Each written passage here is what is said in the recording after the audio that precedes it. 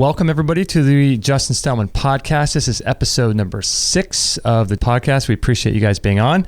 Today, we're with Ralph Ellis, a fascinating guy that we're going to be delving into some really cool subjects regarding Jesus, Christianity, the history of religious Christianity and all of that, and the biblical scriptures and things like that. So this is going to be a really fascinating discussion. So thank you so much, Ralph, for being on the show today. Pleasure, Justin. Nice to be with you. It's early over here, but I hear it's late over there. Yep, it's about 9 o'clock, so thanks for joining. I think it's about 6 a.m. there, right? That's right, yeah. Nice and early. Nice and early. Awesome. You are a fascinating guy. I've been doing some research on you, and you've written some really cool books. Let me just read some of the books that you have written here. Let me take a look at these really quickly. You've been researching this for about 25 years, this subject. Jesus, King of Edessa, Jesus, Last of the Pharaohs, Eden in Egypt, Tempest in Exodus, Thoth, is it Thoth or Thoth, architect Thoth, yes, of the universe. Oh my gosh, I mean, it just continues to go on and on and on. And then on your website, you have a recent book, right, that you just finished just recently, last year or so? Yep. The Grail Cipher, yes, going into Arthurian legend. That was a bit of a diversion, but I found quite a few links between the Arthurian story and what I'd been writing about before. So I went into Arthurian history and found that was almost as interesting as the sort of biblical topics, because they were interlinked. They're one and the same story, and that was quite fascinating. So how did you, I know you get this question all the time, every person gets it, but did you start out researching just out of your own curiosity, or how did that all start for you? Yeah, it was mainly out of my own curiosity. It was perhaps fostered by my father, who used to take us around all of the cathedrals of Europe from the sort of Gnostic secular viewpoint. And from my own questioning of what we had been taught.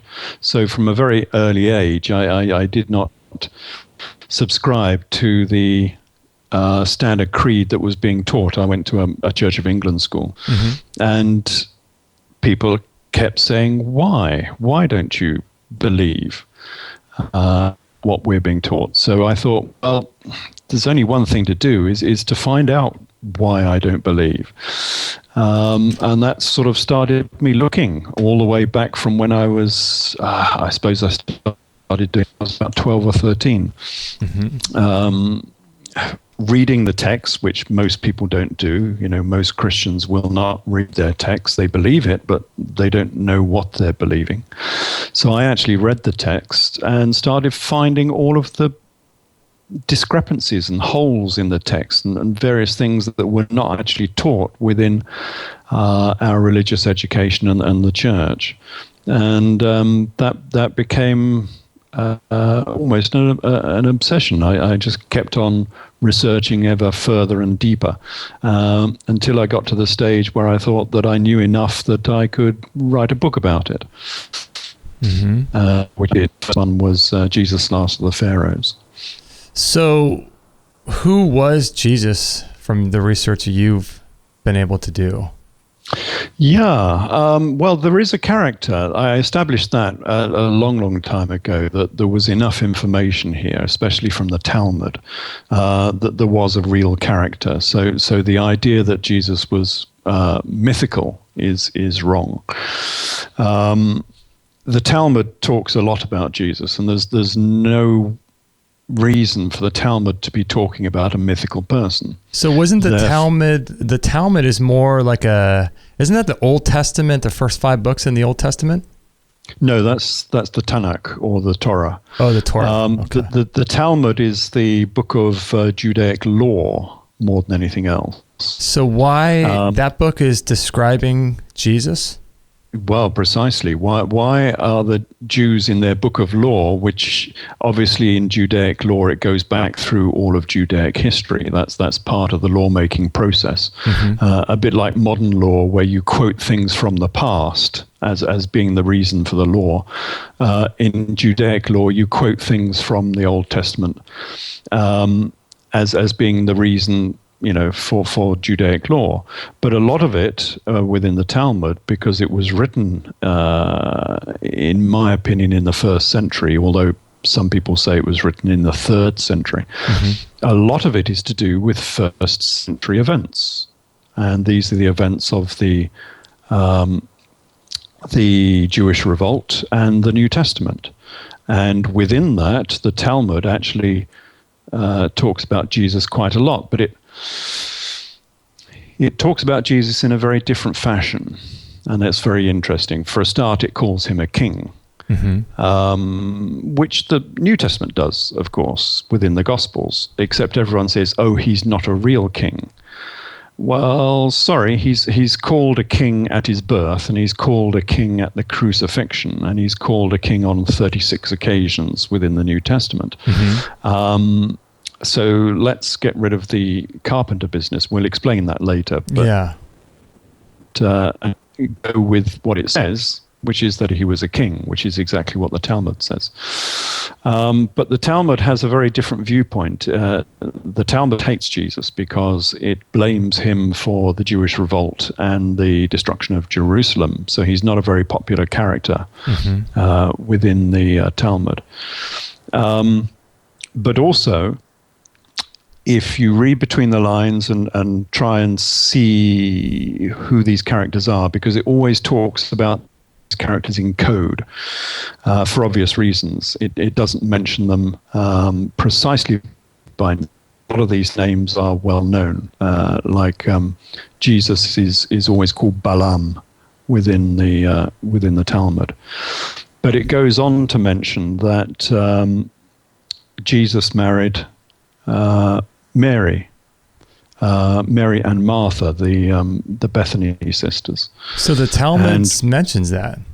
Yeah, it does in code, because it doesn't mention it openly. It says that Jesus married Mary and Martha of Boethus. And from the work done by Professor Robert Eisenman, he has identified that Mary and Martha of Boethus are the Mary and Martha of Bethany from the Gospel stories. So did you say Mary and Martha Boethus? Is that their name? Bothas?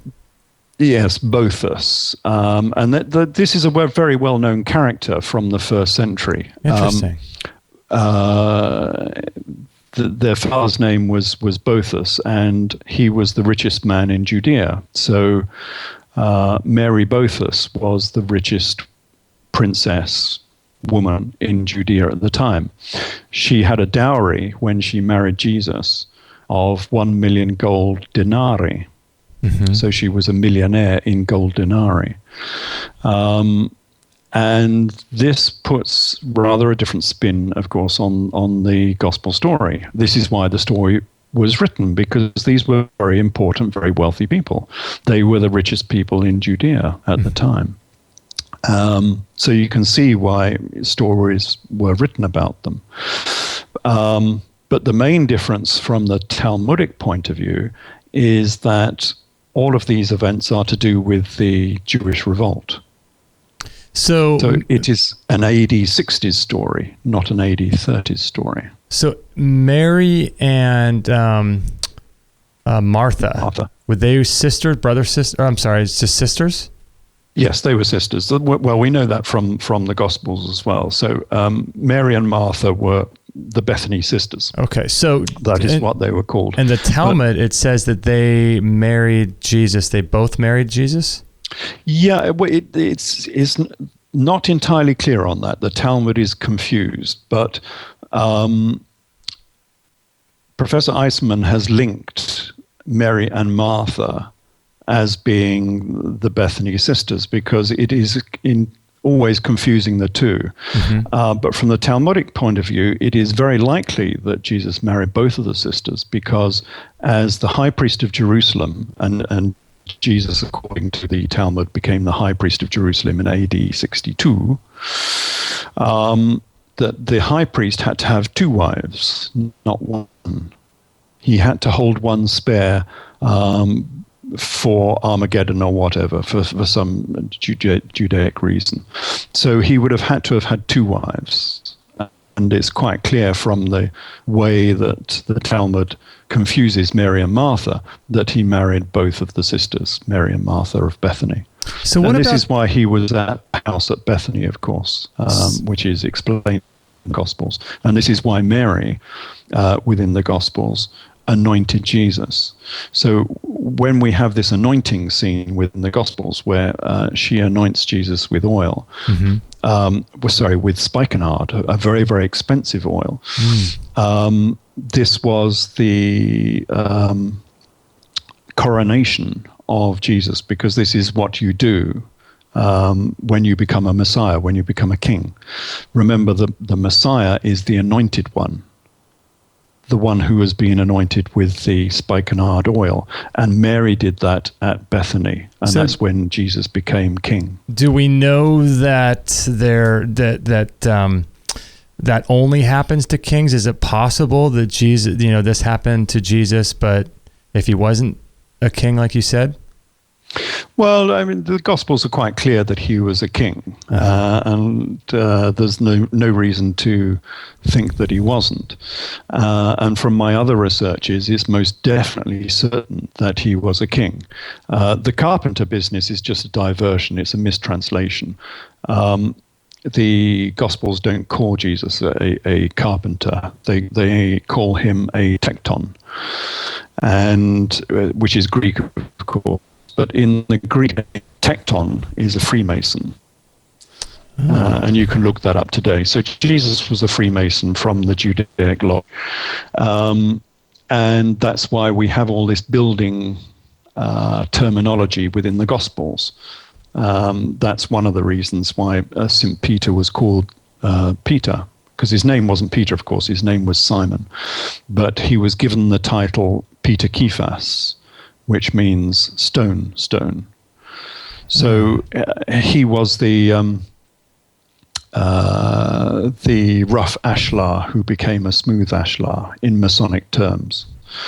So these are all Masonic terms that are used today. So Jesus was actually a Freemason. So you're not convinced that Jesus, like a lot of people have written books and things about how, he never existed. So you're not convinced of that? No, because the Talmud wouldn't be mentioning him, and mentioning him in a very poor light as well, because they don't like him, as I said, because they blame him for the destruction of Jerusalem. They call for Jesus to be boiled in semen and shit, and various other things. So they would not be doing that if this was not a real person. Do we know how? And from my other researches, it's quite clear that he was a real person, because of what Josephus Flavius said. So Josephus Flavius has always been cited as the person who misses Jesus from the historical record. So Josephus Flavius wrote a whole history of the first century. And the one character he never mentions, of course, is the biblical Jesus. However, that's only because they're looking for the wrong Jesus. What happened is because all of these events were to do with the Jewish revolt. But when these events came to be written, Rome did not want any mention of the Jewish revolt, which was a revolt against Rome, of course. Right. And so any mention of this Jesus character had to be taken away from the Jewish revolt era. And this was by imperial command. And Josephus was writing for the Romans, of course. He was a Jew writing about Judaic events, but he was writing for the Romans. His patron was Emperor Vespasian. Is he someone that we talk about as Josephus? Is that the same character?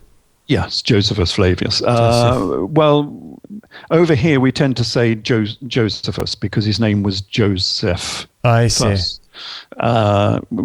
We don't say Joseph for the name Joseph. So what do you have to say, or what do you think about the work of, do you know the documentary Caesar's Messiah and the whole thing about the Flavian dynasty and how they were apparently trying to get something written that would cause this revolt that you're talking about not to be a part of the scriptures and to make Jesus into some, like a very nice kind of person who tells his people to surrender and all that? That is exactly what happened. I think some of that material was taken from my works because, of course, I wrote this back in '97, a long time ago. Oh, wow. Okay. But what he's not identified within Caesar's Messiah, and what he's got completely wrong, is that he has to try and make Jesus a fictitious character who was invented by Josephus for the Romans, because, as you say, the Romans wanted to prevent any further Jewish revolts on the east of the empire. But what he's not managed to do is identify firstly, who Saul was and who Josephus was. And he's not managed to identify that there was a real Jesus, that this was real events that they were taking and manipulating and forming into a new history of Judea. So when you say... what they did... Oh, sorry, go ahead. What they did is they took this AD 70 story. This is the Jewish revolt, which happened between, say, AD 68 and AD 70. They took this Jewish revolt story and they put it back into the AD 30s, which is where we think the gospel story belongs. Right. But it doesn't. It belongs in the AD 70s. And we know this from the gospel story itself because, well, for many reasons.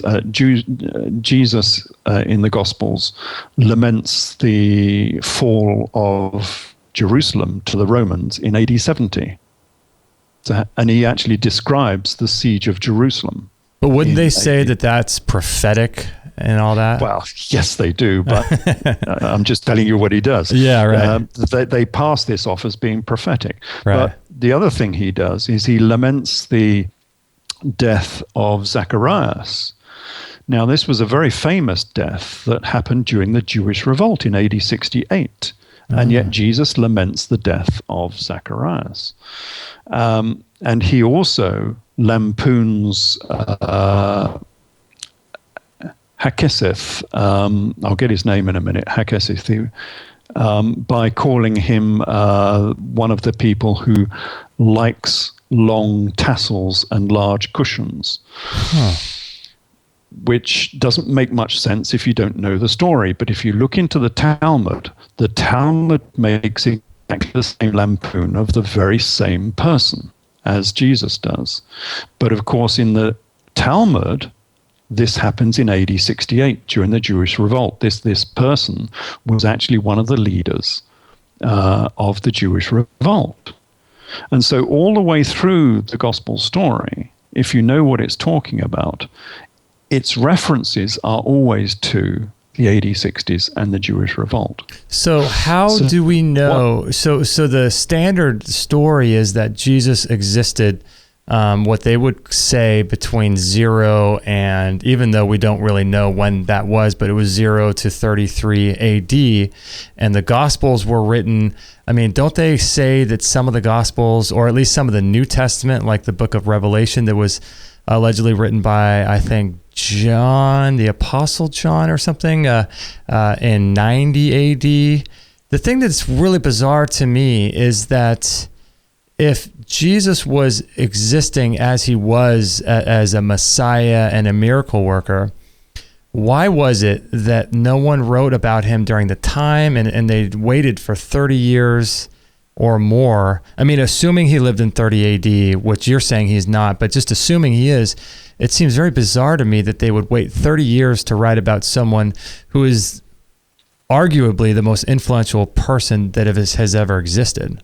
Yeah, well, precisely, because he didn't live in the AD30s. That's why we have this this great lacuna in the records, the chronological chasm, as I call it. And this chronological chasm happens, you can see it all over the place. Because they've wrenched this story out of the AD 70s and thrown it into the AD 30s. But of course, in having done so, many of the other events don't quite match. Like I've already said, the death of Zacharias and so on. And so you end up with all of these strange discontinuities within the story and this great chronological chasm. And one of the best chasms, and one of the reasons I started to research Arthurian history, one of the best chasms is actually in Arthurian history. Because a lot of Arthurian history is about Joseph of Arimathea, who's one of the great heroes of Arthurian legend. And you have to wonder about that for a minute, because, of course, Joseph is a first century character, not a 6th century character. Anyway, one of the heroes of Arthurian legend is Joseph of Arimathea, the person who took Jesus down from the cross, supposedly in AD 30 or AD 33.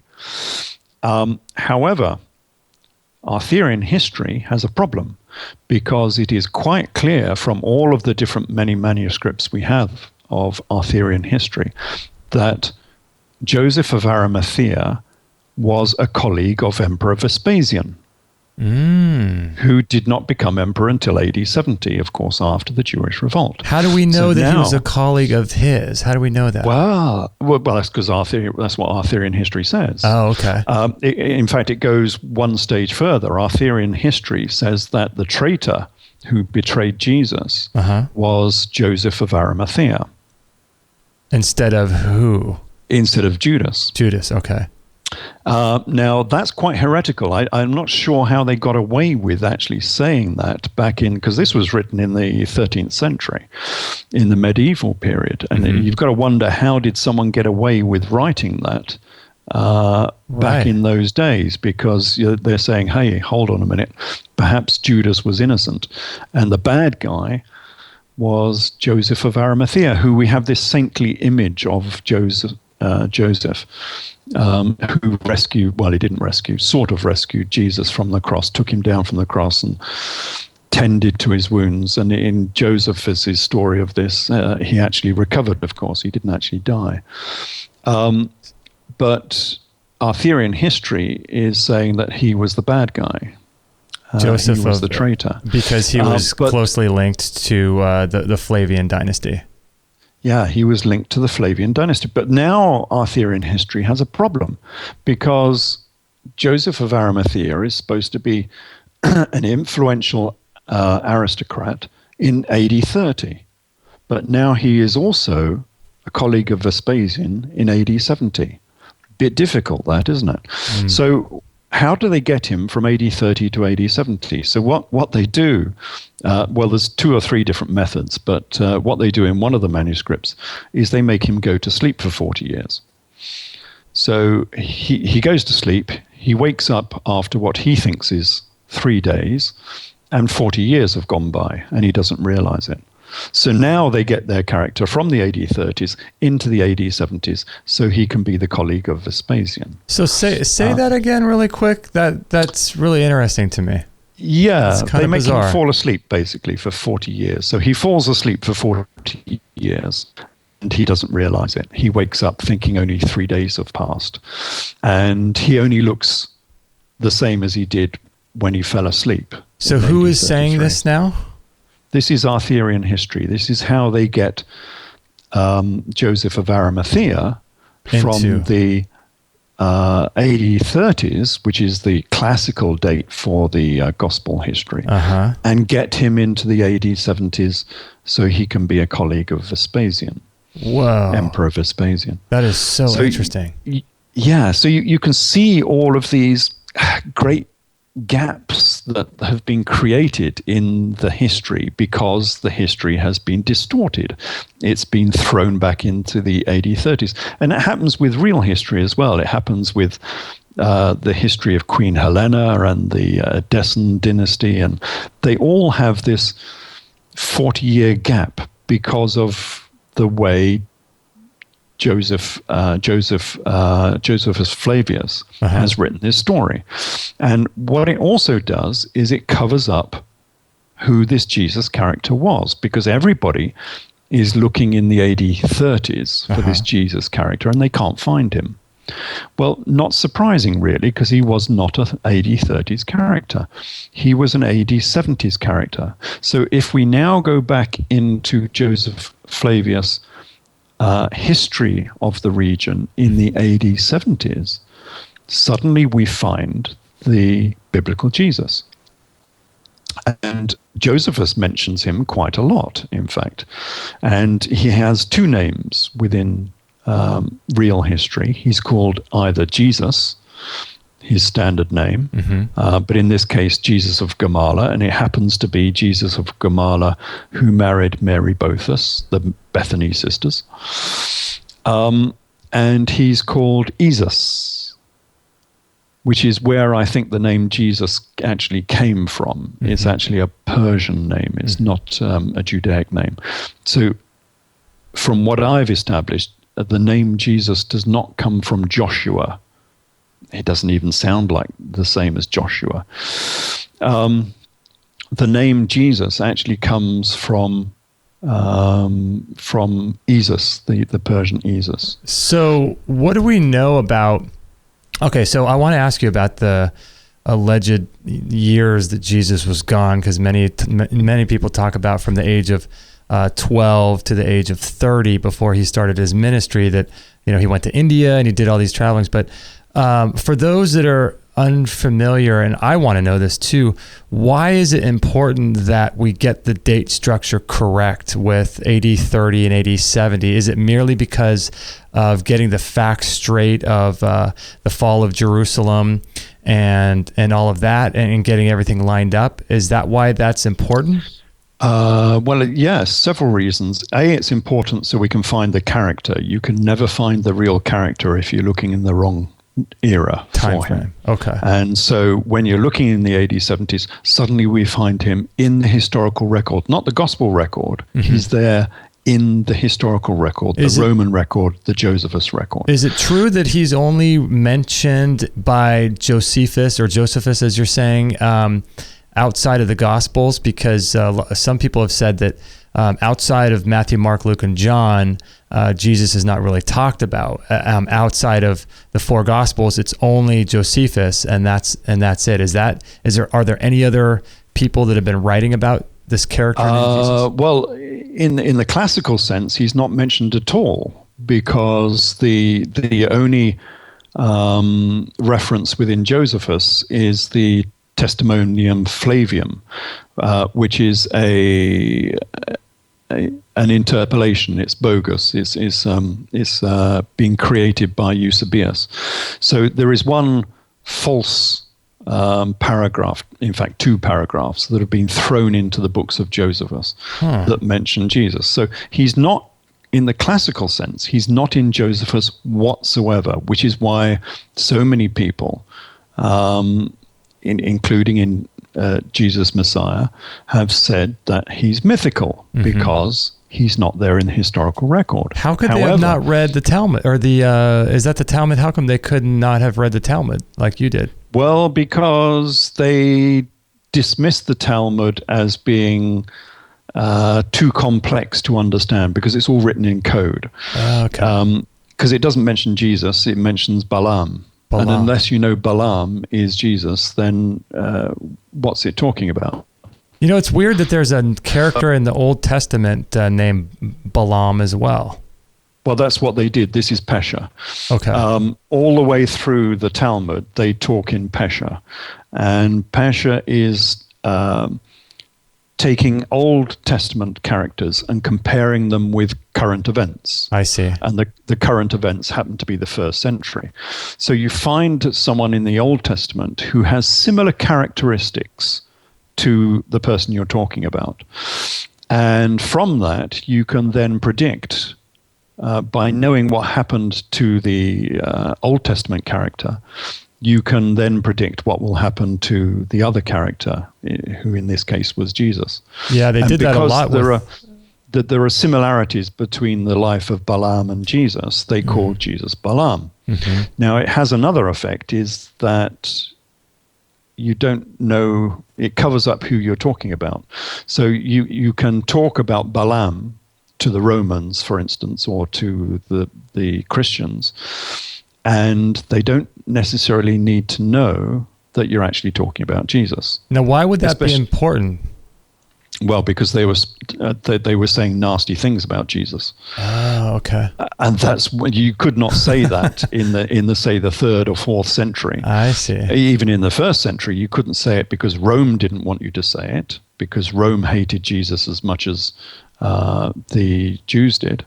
And you couldn't say it in the 3rd and 4th century because Christianity had become so powerful. And what the Talmud was saying went against the gospel story. Okay. Quite a lot, in fact. So they used this code, and the code for because Balaam was a prophet who came from Persia, and Jesus was also a prophet who came from Persia.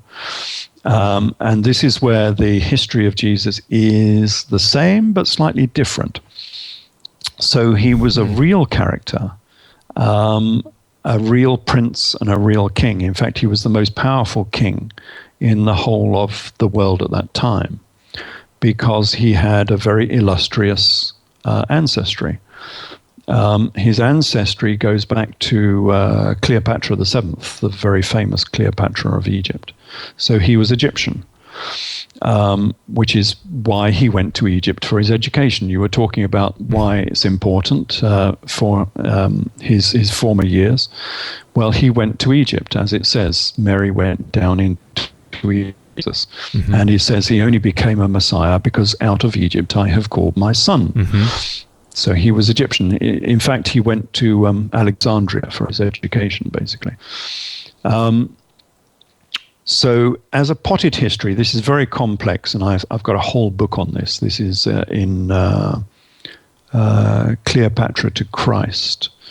And the history of the real Jesus, the aristocratic, princely Jesus, is that he was a great grandson of Cleopatra.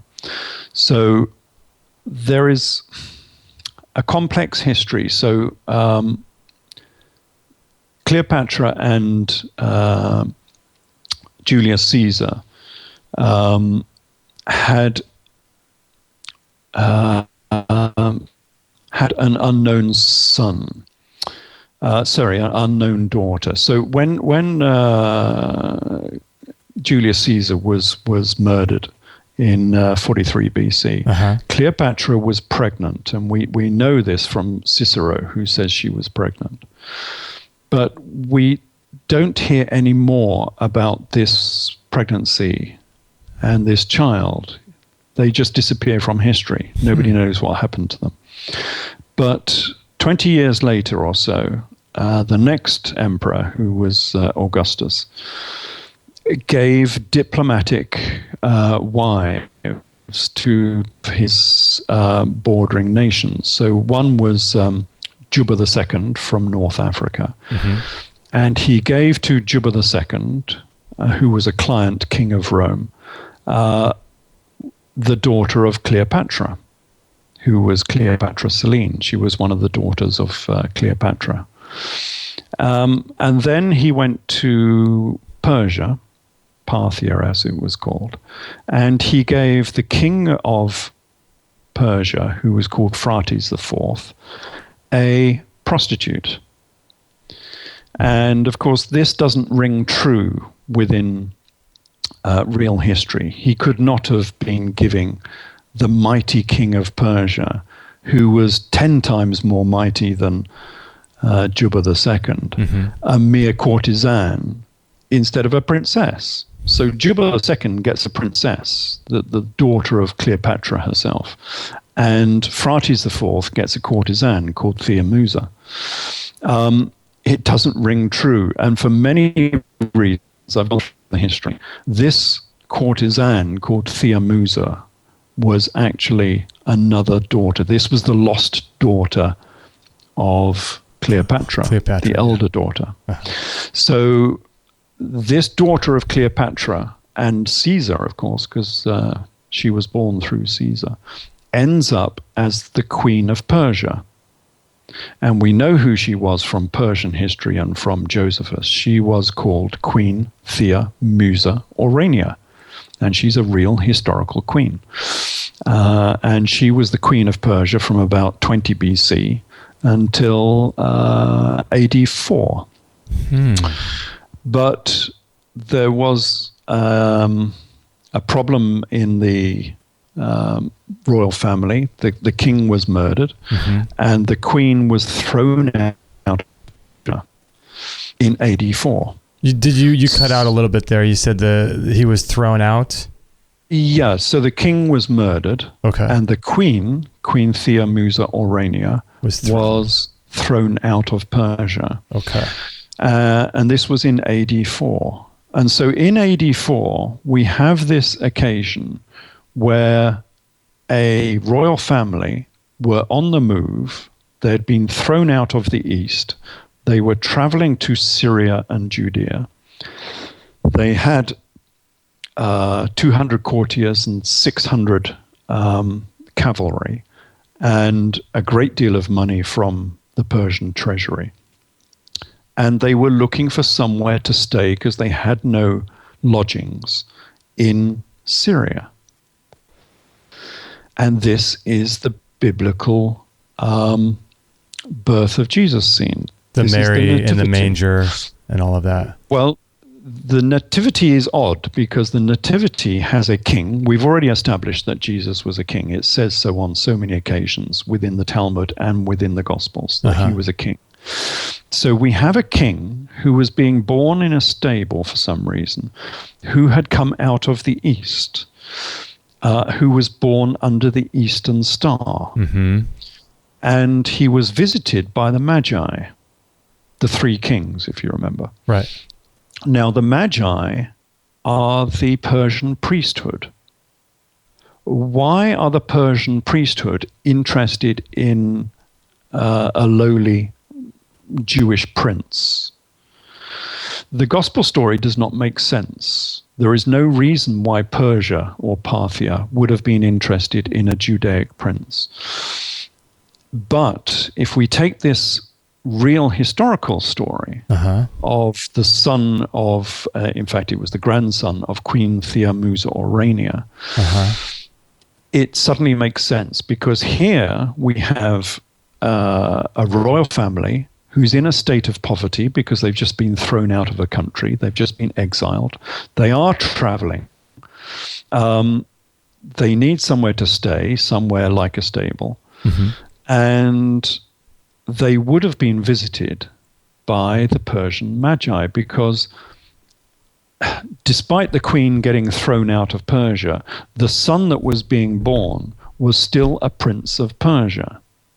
So, of course, the three Magi would have come to the birth of Jesus, because this was the birth of Jesus, because he was a prince of Persia. So how did they get the name? How'd they get the name Mary? Where did that come from? Mary just means bishop. It's Aramaic. All of the Mesopotamian, because remember that all of Syria and Mesopotamia spoke Aramaic at the time. All of the Syriac manuscripts call the bishops of Syria Mar. Is the term. So a bishop is called a Mar, and a female bishop would be a Mara. So who is Jesus's mother? What's her name, and the father? Her name is Queen Helena. Queen Helena. She took the name Mary, of course, because she was a priest. The Talmud says that Queen Helena became a Nazarene, because remember that these were Nazarenes. They weren't straight normal Jews. Okay. They were Nazarene Jews, as the Gospels say about Jesus. They say he was a Nazarene, and they say that St. Paul, Saul, was also a Nazarene. Mm-hmm. And Queen Helena became a Nazarene. Now, who is Queen Helena? Well, she was the daughter of this queen we've just been talking about. Mm-hmm. So she was the daughter of Queen Theomusa Aurania. And we've already established that they came into Syria. And that's where Queen Helena was. Now, there is a bit of a discrepancy here, because Josephus says that Queen Helena was the queen of Adiabene. Okay. And so all of historians have been looking around for this fictitious Adiabene, which doesn't exist. And so they can't put this, don't even know where she was queen of. But if you look at the history outside Josephus, so if you look at the Roman records, and if you look at the Syriac records, and here it was the Syriac records that gave the real clue to who she was and who her family was. Mm-hmm. They say that Queen Helena was the wife of King Abgarus of Edessa. Now, you might be thinking, who on earth are all these characters? Right. Why don't you know about them? Why does nobody know about them? These are the most important characters in the first century Judaic history. Why don't you know about them? Yeah, Edessa, if my understanding is correct, is like northern Greece, isn't it? No, it's in Syria. Isn't like... It's been deleted from history. I understand your confusion about this, because all of this has been deleted history, because there is a secret here. We have these marvelous electronic versions of Josephus now, which are much easier than the big book. Right. If you go into Josephus, and it doesn't exist. Sorry, you just cut out there again. You said if you go into Josephus's, and then you said it doesn't exist. If you go into Josephus and type in Edessa, it does not exist. If you type in Abgarus, King Abgarus, he doesn't exist. Why? Because Josephus has deleted him from history. And of course, because modern historians rely on Josephus so much, nobody talks about Edessa, nobody talks about King Abgarus, when these were actually major players in the first century story of the Jewish revolt, which is the big history that is what the Gospels is all about. And that's at around 70 AD, right? Somewhere around there. Yeah, because the sons, yes, plural, the sons of King Abgarus and Queen Helena were the princes and the kings, they became kings, of course, who created the Jewish revolt. They were the leaders of the Jewish revolt. So you can see how important these characters are in first century Judean politics and history. And you can see exactly why they'd want to delete them too, because if you want to try to get rid of this whole revolt thing, then that makes total sense. Who would want to do that? It's Rome. Rome wanted to delete them because Rome didn't want any mention of this Jewish revolt and the leaders and the characters who actually led this revolt. And so Rome asked Josephus Flavius, who was their pet historian, okay, Josephus, you can write about this Jewish revolt as long as you make out that Rome is in the right and the victor, but don't ever mention who the real characters are who created this revolt. So for people that aren't familiar, Josephus is a Jewish person that went to go work or become in cahoots and to write history for the Flavian dynasty and the Roman Empire, right? Well, he became a Roman commander as well. Okay. So he swapped sides. He was a Judean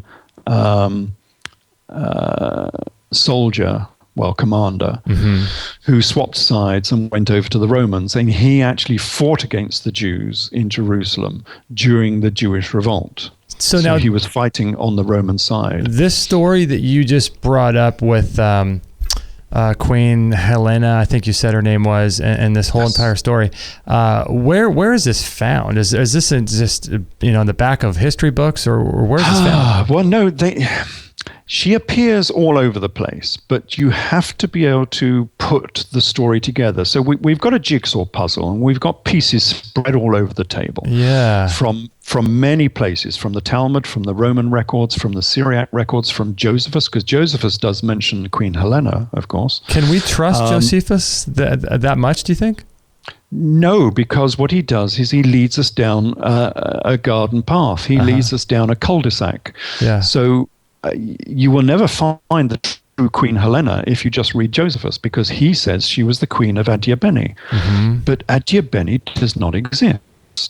Nobody can put their finger on Adiabene and say where it is, because they say it's near Mosul in Iraq. It's a place called Arbela. So people do think it exists then? Yes, it's Edessa. You see, what they've done is Josephus didn't want to Edessa, because Edessa was the pivotal city of the entire Jewish revolt. And so he said, she was from Adiabene. So he's made up this name called Adiabene, which was supposedly located way over in Mosul somewhere.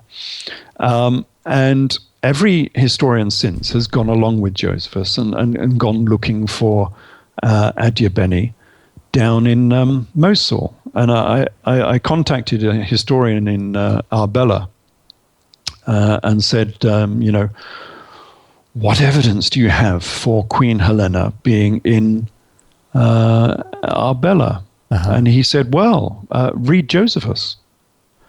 Well, thank you. We're going round in circles here. So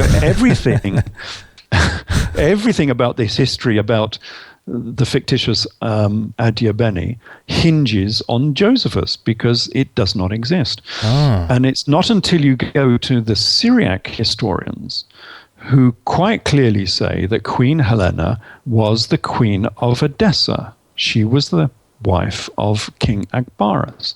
Suddenly, now we know where she was the queen of. Forget Arbela, forget Adiabene. It's all a cul-de-sac that was deliberately created by Josephus. He's thrown us off. He wanted to relocate her somewhere in the deepest, darkest Persia, so nobody would ever find her. In reality, Syriac historians say that she was the queen of Edessa, and Edessa is just north of Aleppo. It's actually in Turkey nowadays. It used to be in Syria. Today it's called Sanliurfa, and it's in southeast Turkey. This was an independent state. So going back to the story of Queen Thea Musa Orania, when they set up this state, they had come out of Persia, and they met up with Emperor Augustus, because, this was his eastern borders, so it was his domain. So what happened is they came to an agreement that they could have these border regions, which was a border region between Rome and Persia, if they policed this border and kept this border peaceful. Because Rome had already had 2 major wars with Persia and lost them both. They had lost about 6 legions to the Persians in this very location around Edessa. So they said to this newly exiled royals from Edessa, who were Egyptian, of course, Romo-Egyptian, because they had a Egyptian ancestry. They said, right, you can have this little region. Well, little region, it's bigger than England, so it's not that small. You can have this region as long as you use your army to keep it safe and free. As long as you police this border and keep, Rome and Persia separate. And that's what they were supposed to do. But later Roman emperors reneged on that deal, and they were looking for taxes. And this is why the whole of the New Testament is about taxation. Jesus' parents went to be taxed. They went to be registered to be taxed. Right. When Jesus is questioned about giving money to Rome, he says, render unto Caesar what belongs to Caesar. It's all about taxation. Why? Because this was a tax revolt. And we know this from Josephus, who gives us the same story.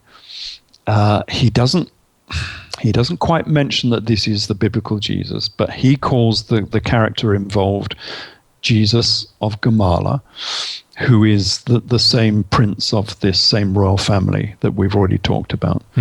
And he says that this Jesus, this is the AD 60s, remember, became the leader of the fourth sect of Judaism, which was the Nazarene sect, and led a tax revolt against Rome. And this was what it was all about. It was a tax revolt against Rome. And so Josephus does mention Jesus on numerous occasions. He was his adversary. This is who Josephus was fighting in Galilee, because this Jesus character was the governor of Tiberias in Galilee. So how does that work with the typical story where Jesus says to give to Caesar and to Caesar's? Or is that a different Jesus than the one that Josephus is talking about? No, he's being quite clear. Give taxes that belong to Rome, but give the taxes that belong to Edessa. That's what he's saying. Rome can only have what belongs to Rome. And shouldn't the children therefore be tax-free, he says. Right. And by the children, he means himself. When they say children, they're either talking about the children of Israel or they're talking about the royal family. And he says, should not the children therefore be free? He's questioning St. Peter, if I remember correctly, about this. Who should they pay the taxes to? And Peter says, well, of course the children should be free. So yeah, it's a tax revolt, and within Josephus Flavius's story, the leader of the tax revolt is this Jesus character, Jesus of Gamala, who married Mary Magdalene within the Talmud. So going back a little bit to Jesus's early days, we have accounts of very, very limited accounts, I would say, of what his childhood was like, but we do have some accounts. But then from the age of 12 to the age of 30, there's just nothing going on with him. Why is that? Because he went to Alexandria. The business with him being 12 is actually his bar mitzvah. If you remember correctly, he went missing, and then they found him instructing the priests in the temple of Jerusalem, if you remember correctly. Right, as a young 12-year-old or something.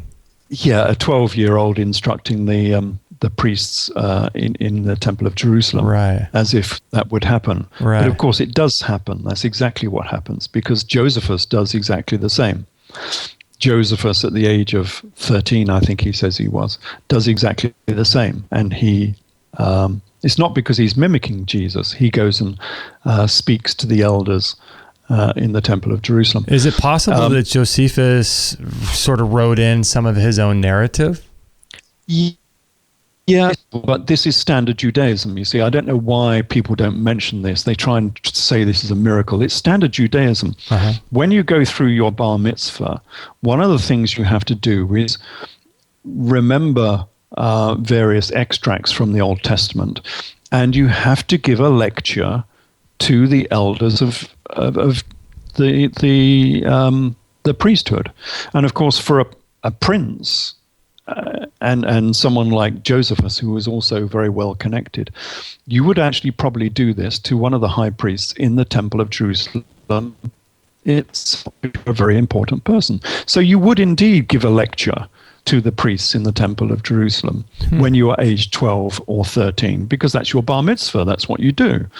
But would they answer questions and things like that? Yes, of course they do. You've got to demonstrate that you're a good Jew and you understand all of the texts. Oh, I see. And it's a question and answer session. You have to give a lecture, and then you have to read some various extracts from the Old Testament, and then you have to answer some questions to show that you've studied the Torah properly. It's simply a bar mitzvah, so there's nothing miraculous about any of this. It's just very standard Judaism. But then, of course, Jesus goes missing, and where does he go to? He goes to Egypt, of course. How do you know that? How is that known to you? Because some people say he goes to India, and some people say he goes somewhere else, but... Well, that's from the apocryphal Gospels. The actual Gospels say he went to Egypt for his education. Well, they say he was escaping persecution, but anyway, they say he went to Egypt. Actually, that's probably before his bar mitzvah anyway. Anyway, that's what the Gospels say. The apocryphal Gospels have this story about Jesus going to India, but that is actually about Judas, not about Jesus. And we know this because these apocryphal Gospels are actually talking about the same events as the doctrine of Addai. The doctrine of Addai is another of these Syriac texts. And the Syriac texts are very interesting because they give a very different view of gospel events. And by Syriac, explain a little bit about what Syriac means for people. Well, Christianity, all of the Near East was Christian, of course, in the say the 3rd century onwards. So all of the Near East, all of the Middle East was all Christian. So all of Iraq, all of Syria, all of Turkey, all of Jordan, all of most of Saudi Arabia was all Judeo-Christian in that era. And the Syriacs were a separate church. So they were separated by the Council of Nicaea, and then they were separated again by the Council of Chalcedon, which was the 4th century, because they didn't agree with Western Christianity. And then they were separated again by the rise of Islam, which totally cut off the Syriac churches. This is the churches from Mesopotamia in Iraq. It totally cut off those churches from the Western Roman Church. Because remember, even during the Islamic era, all of the East, all of the Middle East, and all of the Near East was still Christian, majority Christian, with just, call it maybe 10, 20% of a controlling Islamic authority who controlled the region. But it was all Christian still. And so the Syriac churches existed and maintained themselves in complete isolation behind the Iron Curtain of Islam. And so all of their history was totally unaffected by whatever they were doing within the Western Christian Empire. And so they've ended up with a history that is quite different. And so you're never going to understand the full Christian story and the full story of the Jewish revolt unless you take into account the Syriac historians as well. And they have this different view of what went on. They promote Edessa instead of hiding Edessa like Josephus does. Why? Because they were not a part of the Roman Empire. They were a part of the Persian Empire. And they wanted to promote Edessa because the king of Edessa was their king. Some of the texts try and make him out to be, the king of the whole of Parthia. I mean, he wasn't that powerful, but they try and make him out to be that powerful. Because he was their king, and they knew the links between King Agbarus, who was the king of Edessa, and the gospel story. And they wanted to preserve it. I mean, even Acts of the Apostles does, because Acts of the Apostles does mention King Agbarus. Does it really? But only in code once more. Instead of calling him Agbarus, it calls him No, this gets very confusing.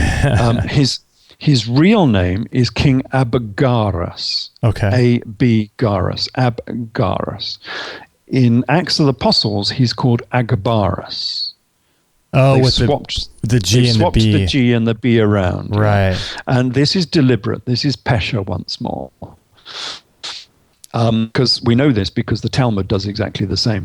And it's not as Robert Eisenman says. Professor Robert Eisenman said that this was a difference between the Syriac spelling. No, it's not. It's Pesha once more. Sorry, you cut out right there. I'm sorry about that, but you said this is the difference between... Yes, the difference between Agabbarus and Agabus is not due to a difference in pronunciation between the Syriac and the Greek. Okay. It's actually Pesha once more. Mm-hmm. They are making fun of this person because in the Greek, Agabbarus means a locust. And the Talmud calls the kings of Edessa and the princes of Edessa locusts in exactly the same fashion. Oh, okay. Why? Because this is a code for the Edessan royal family that actually makes fun of them because they're calling them locusts because in the Old Testament, during the plagues, the locusts came out of the east and destroyed Egypt. Right. And so what they're saying is this family is locusts because they did exactly the same. They came out of the east and they destroyed Judea. Mm-hmm.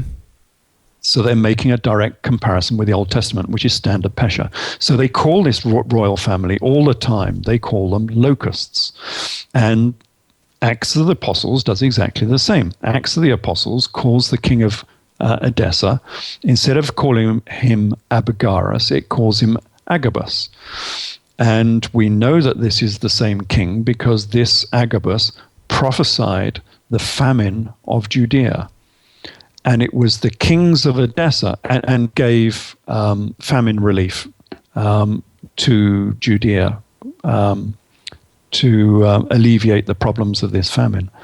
And we know that this was the kings of Edessa that did this because this is exactly what they did.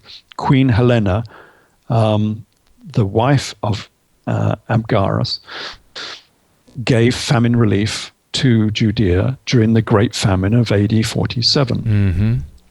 And this is exactly what Acts of the Apostles is saying, that famine relief was given by this Agabus. Now, this is interesting because this starts to bring in the gospel story because the characters who took this famine relief down to Judea, according to the Gospels, was Saul and Barnabas. Mm-hmm. So the very characters who were involved in the gospel story were the people who took the famine relief Edessa and took it down to Jerusalem. Now, is this the same Saul that becomes Paul? Yes, because he was a guy that was... This is St. Paul. But he was persecuting Christians, wasn't he? No, you see, this is one of the great secrets of Christianity. Saul set up his own rival church. So Saul... Wow. Christianity has nothing to do with Jesus. This is one of the big secrets of Christianity. Christianity has nothing to do with the Church of Jesus. There were two churches during the first century. The Church of Jesus and James, which was Nazarene Judaism, and the Church of Saul, which was St. Paul, which was as if the Church of the Gentiles. So he became the leader of the Church of the Gentiles. And his church was radically different because it didn't want to be Judaic. It didn't want to be lumbered with Mosaic law, which is why he got rid of all of Mosaic law. I mean, if you read the New Testament, that's what it's all about. Saul got rid of Mosaic law and instituted faith instead. Right. And so there was no dietary prohibitions. There was no great prohibitions for the Sabbath. You didn't have to be circumcised. All of that went out of the window. Now, there was a battle between these two churches, and the church of Saul won that battle. And the church of Jesus and James slipped into obscurity. So anyone who's following Christianity is following the church of Saul, not the church of Jesus and James. So what is the church of Jesus and James? Because we obviously have no idea what that is. It's Nazarene. It's Judaic. It's by Nazarene. It's Egypto-Judaic. It's Gnostic. No, I was going to say Gnostic. Yeah. Yeah, it's Gnostic. Let's think about this. One of the primary aspects of Nazarene Judaism was the zodiac. So we're talking about an astrological religion, not standard Christianity, which is why when they were doing the archaeology in both Israel and Jordan, I think they've uncovered now 6 ancient synagogues dating from the 1st century. And each of these synagogues has a zodiac on the floor, really? A large zodiac. So where did they find these places? Well, all over the place. The most famous one is on the Sea of Galilee at Tiberias. Isn't that interesting? So if you go just south of Tiberias by four furlongs, as Josephus himself says it, because he describes this very location, you will come to Hamat Tavera, which used to be a palace. It used to be a thermic bath, which is why it's called Hamat. And there's a synagogue there, ancient synagogue, obviously in ruins now. But on the floor of the synagogue, there was a huge zodiac, and it's one of the best zodiacs we have. I'll send through an image of it so you can maybe splice it into the talk. Yeah, I would love that. And it's very interesting because it's a zodiac, it's a Jewish zodiac, because it has all of the accoutrements of Judaism go with it, including the Ark of the Covenant and the Temple of Jerusalem, etc., are all on the zodiac. So we know it's a Jewish zodiac. It's a Nazarene zodiac. And it also is processional. So we know that Nazarene Judaism was celebrating the processional zodiac instead of the monthly one that you have in your local papers and magazines. Will your listeners be familiar with procession? You mean like the procession of the equinox, or? Yes. Okay. That is what they were following. They were following the procession of the equinox. So the procession of the equinox makes the signs of the zodiac change every 2,000 years. And this was the main study of the priests who controlled Nazarene Judaism. And so they were following the signs of the zodiac as they changed through the era. And as it happens, there was the beginning of the 1st century was quite a special time within the processional zodiac, because Aries changed into Pisces during the 1st century. In about AD 10. And this is why this Jesus character, King Jesus of Edessa, was such a famous and such a pivotal person, because he was the first king of Pisces. He was the first of the fisher kings. And that is why, in AD 10, Aries turned into Pisces. And that's why Jesus was born as a Lamb of God. He was born under Aries, but became a fisher of men. He became the first king of Pisces, first of the fisher kings. I've heard people talk about how during that time it was switching into the age of Aquarius, and that was when Jesus, he gave that example of the water. Gosh, I don't know if it was water to wine, but what do you have to say about that? No, not exactly. No, he was the first of the Fisher Kings. The age of Aquarius does not happen until 2350. So we've still got 250 years still to go, 350 years still to go. Okay. So he was the first of the Fisher Kings. Okay. Which is why he had the fish on the Sea of Galilee, the breaking of the loaves and the fishes and all of that business. Uh-huh. It was all to do with processional astronomy. The turning of water into wine was a standard first century conjuring trick.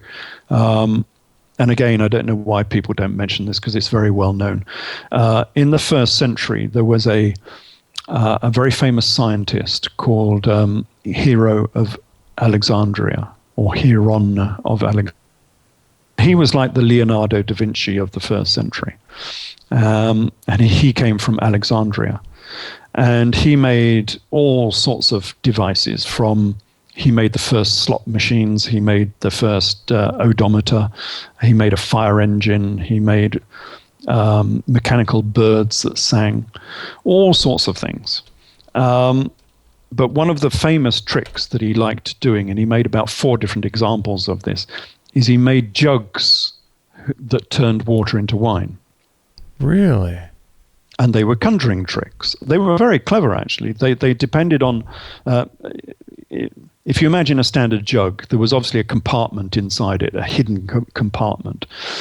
And by using siphonic action and surface tension, you could put your thumb over a small hole, an air hole in the handle, and pour out one side, and you could release it and pour out the other side.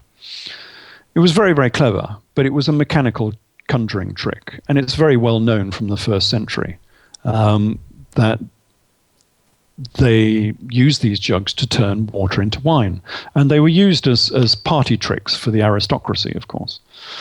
And this is exactly what Jesus used. He used one of Hieron of Alexandria's conjuring tricks, one of his water to wine jugs, to amaze the people at his wedding, because obviously the wedding of Cana was his wedding, where he married Mary Magdalene. And he had one of these water to wine jugs.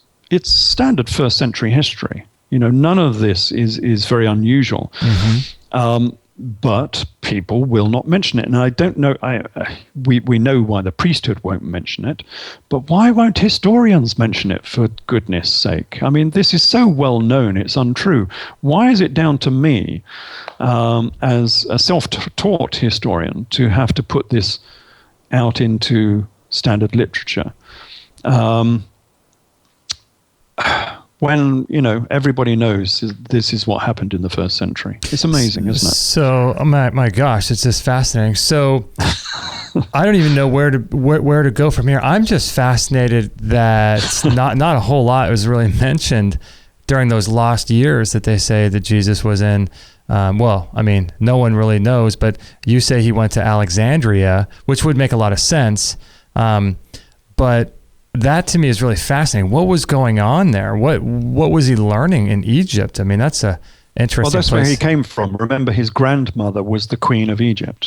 His grandmother was Cleopatra. Grandmother. Anyway, his great-grandmother was the queen of Egypt. She was Cleopatra the Seventh. So he was not just simply going there for his education. He was going there because he was the king of Egypt. Was he going there maybe to study some of the mystery schools, or I wonder, or what was going on? Undoubtedly, as a Gnostic Nazarene, of course he would. Mm-hmm. But more than that, he was a prince of Egypt.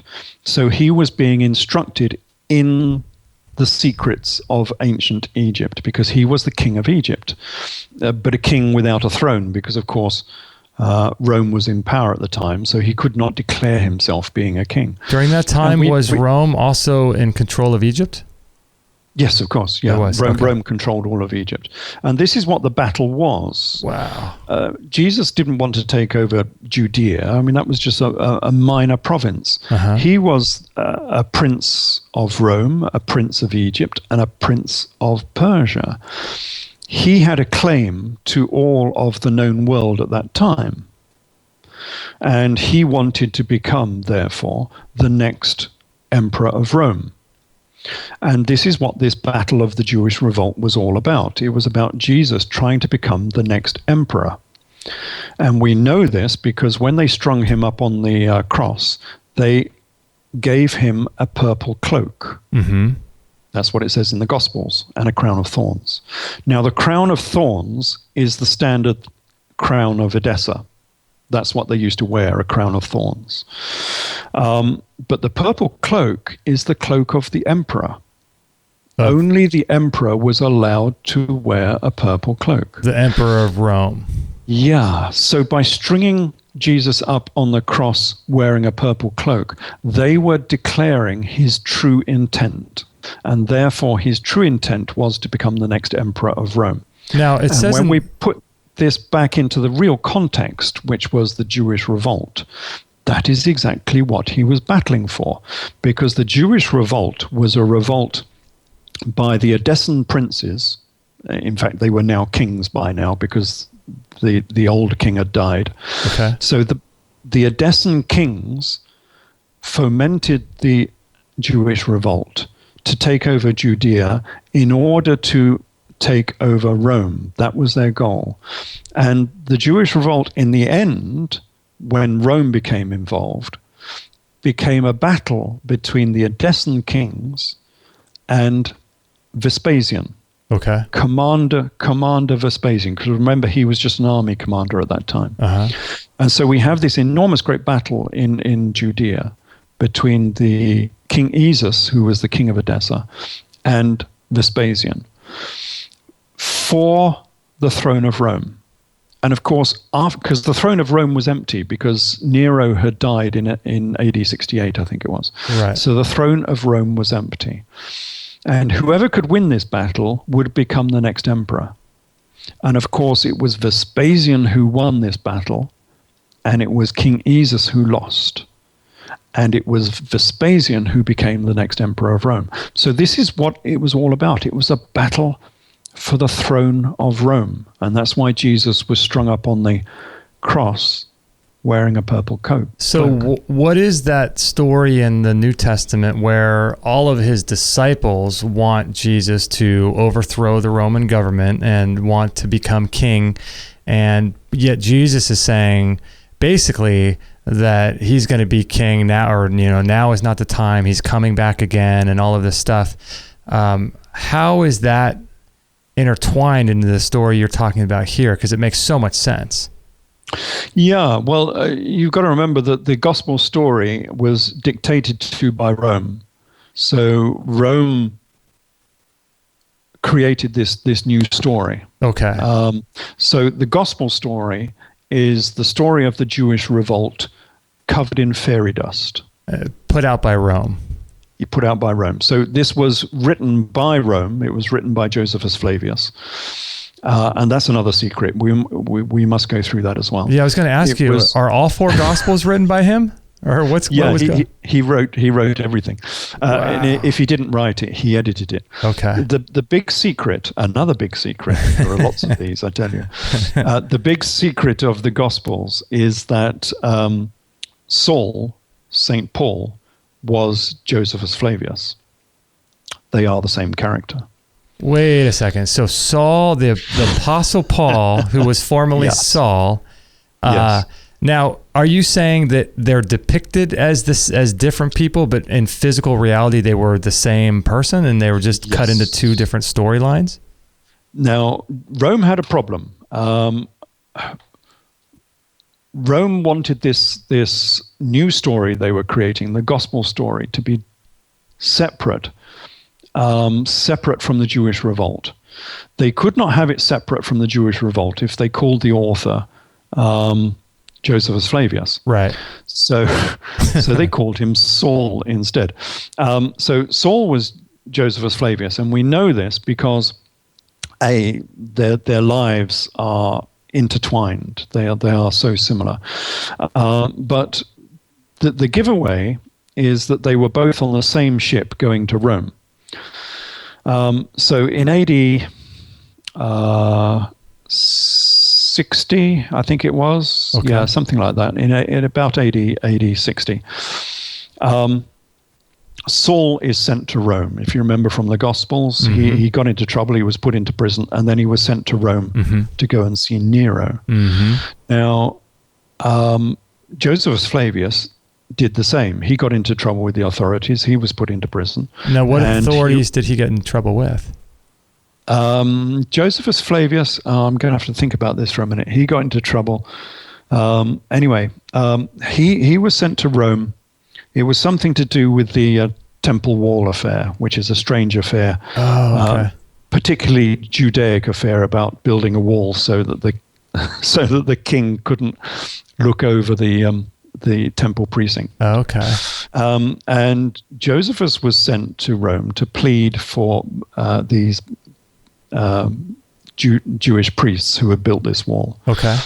And they end up on this ship, which is shipwrecked. So we have a ship that was taking fugitives to Rome. It was wrecked on Malta in a big storm. And then most of the people were saved. And then they were taken on another boat and taken to Naples and then on to Rome to see Nero. Now, Josephus was on that ship, and so was Saul.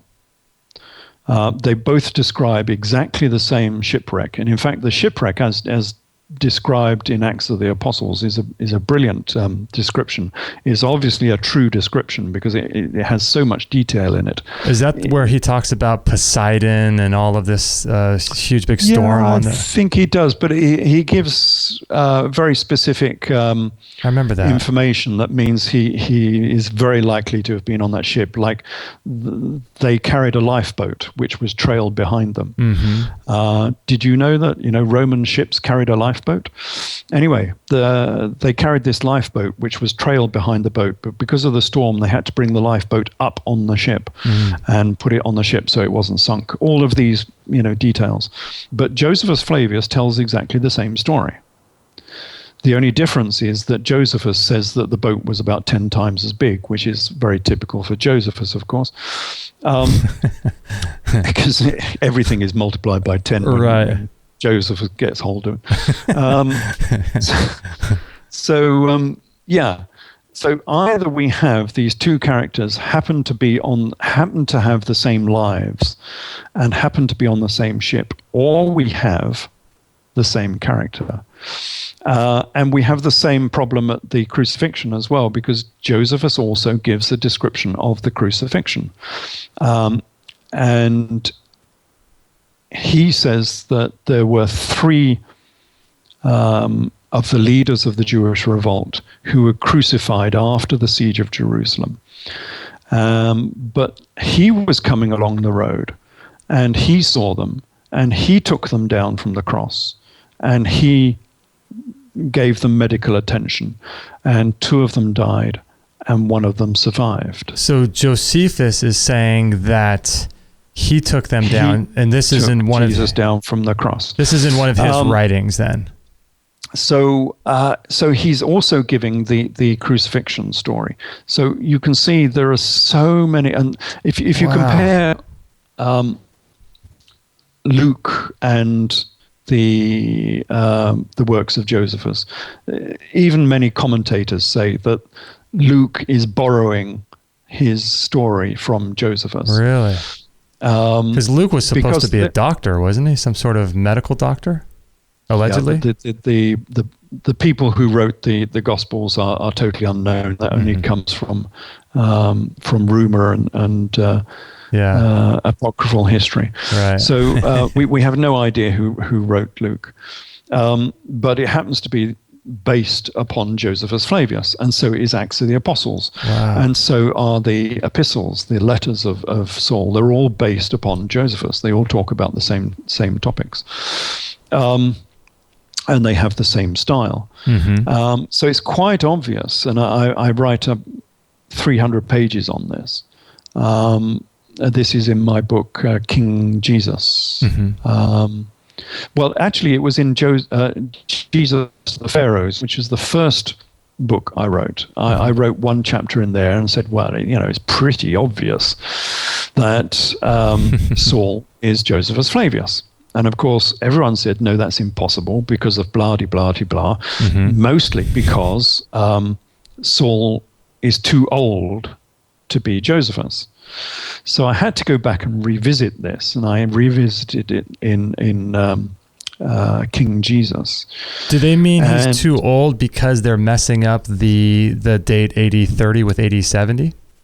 Yeah, well, sort of, yes. That's part of the reason why we get this discontinuity. Okay. But also they wanted to take Saul away from Josephus. There's no way they could admit that Saul was Josephus, because it has terrible implications for the whole of the gospel story. It means the gospel story was written by a Jewish traitor who was working for the Romans, right? Which nobody wants, of course. B, it means that Jesus was alive after AD 30, which nobody wants, of course. There is no way that anyone could admit that Saul was Josephus.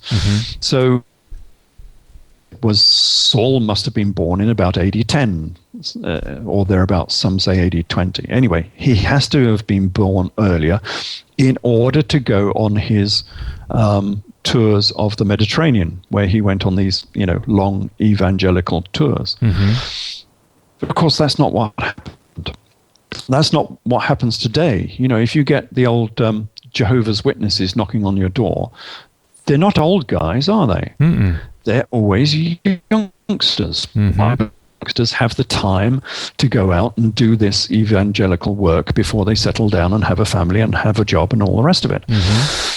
So the very people sent out on these tours are always the youngsters. And this is exactly what happened to Josephus. So Josephus was born in AD 37, and his first evangelical tour was in 52. So he would have been 14.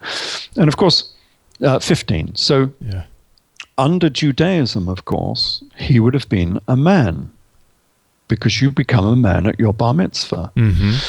And so he was a man, but he was just a very young man. And he was working under the wing of Barnabas, who was probably his brother, actually, who took on the evangelical tours of the Mediterranean. So this was a very young Saul on these evangelical tours. And it was on these tours that he suddenly saw that there were more potential Gentile followers than there were Judaic followers. The Jews of the Mediterranean didn't want to hear this new story. No.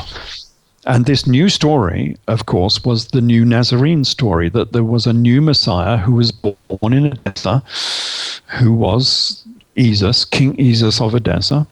And the Jews weren't buying it. They didn't want this new Messiah as the Messiah of Judaism. But the Gentiles, well, they actually quite liked this story. Right. For many reasons. That makes sense. Well, it's too difficult to go through now, but I go through this in Jesus, King of Edessa.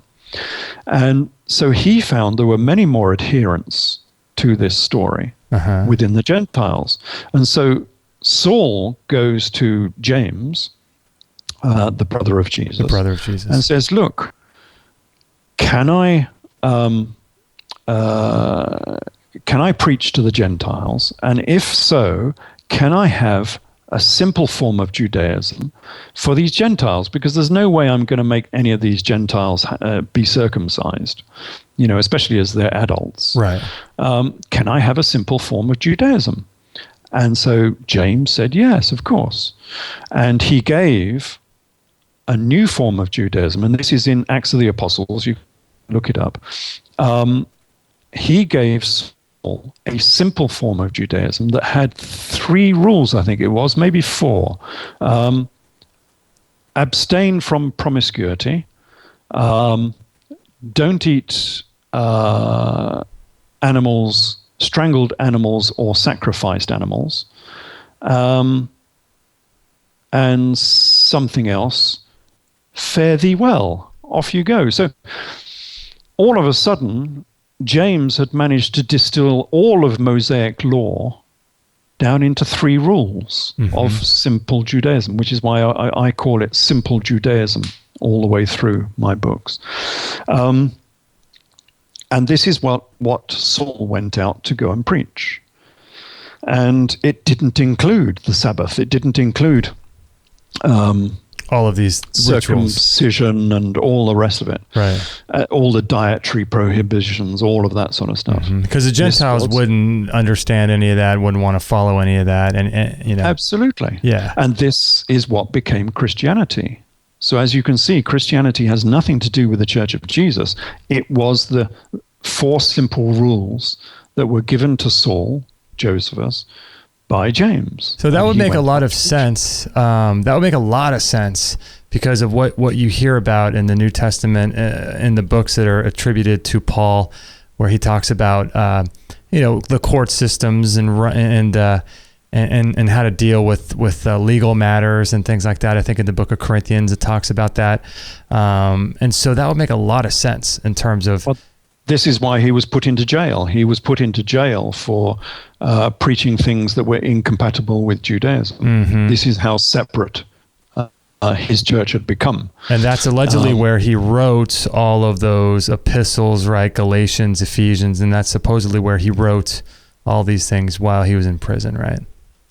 A lot of them, yes. I mean, some of them were, yes, a lot of them were written while he was in prison, yes. So they were written... And Josephus was in prison as well. Of course, this is one of the similarities between these 2 characters. That's so fascinating. So is it that Josephus was included, sort of just changed a name and wrote a narrative about a guy named Paul in order to do this? Well, or he had his hand in everything that came out of Judea in the 1st century. Because remember, after the Jewish revolt, Josephus was the last man standing. All of Judea had been destroyed. All of the Jews pretty much had been exiled to various parts of the Roman Empire. Judea did not exist, pretty much, after the Jewish revolt. Josephus Flavius was the last man standing. He became the de facto high priest of Jerusalem, the de facto king, as it were, of Judea, and the controller of everything that came out of Judea. Whatever he wanted to do, he could do it because he had the ear of the emperor. So the emperor said, okay, write a secular history of the Jewish revolt. And what year do you think he wrote? What year do you think he wrote that, or all of this? This was in about AD 76 or something. He wrote. No, sorry, the Jewish War, his story of the Jewish revolt, was written in AD 70, just after the Jewish revolt itself, because Vespasian wanted this book to stop any further revolts. That makes sense. Because all of this book basically says Rome is all-powerful. You're never going to defeat Rome. Rome was in the right. Rome destroyed Judea, so don't rebel against Rome because we'll do exactly the same to you. And they wrote this book, and as Josephus says, very strangely, but this is what he says, the first books that he wrote were not in Greek. They're not the Greek ones that we have today. They weren't sent to Rome. They weren't sent to Greece. They weren't sent to Judea. They were not even sent to Vespasian himself. They were written in Aramaic, and they were sent to the barbarians that lived beyond the Euphrates. Oh, wow. Way out in Iraq now, right? Isn't that where Iraq is? It's Edessa.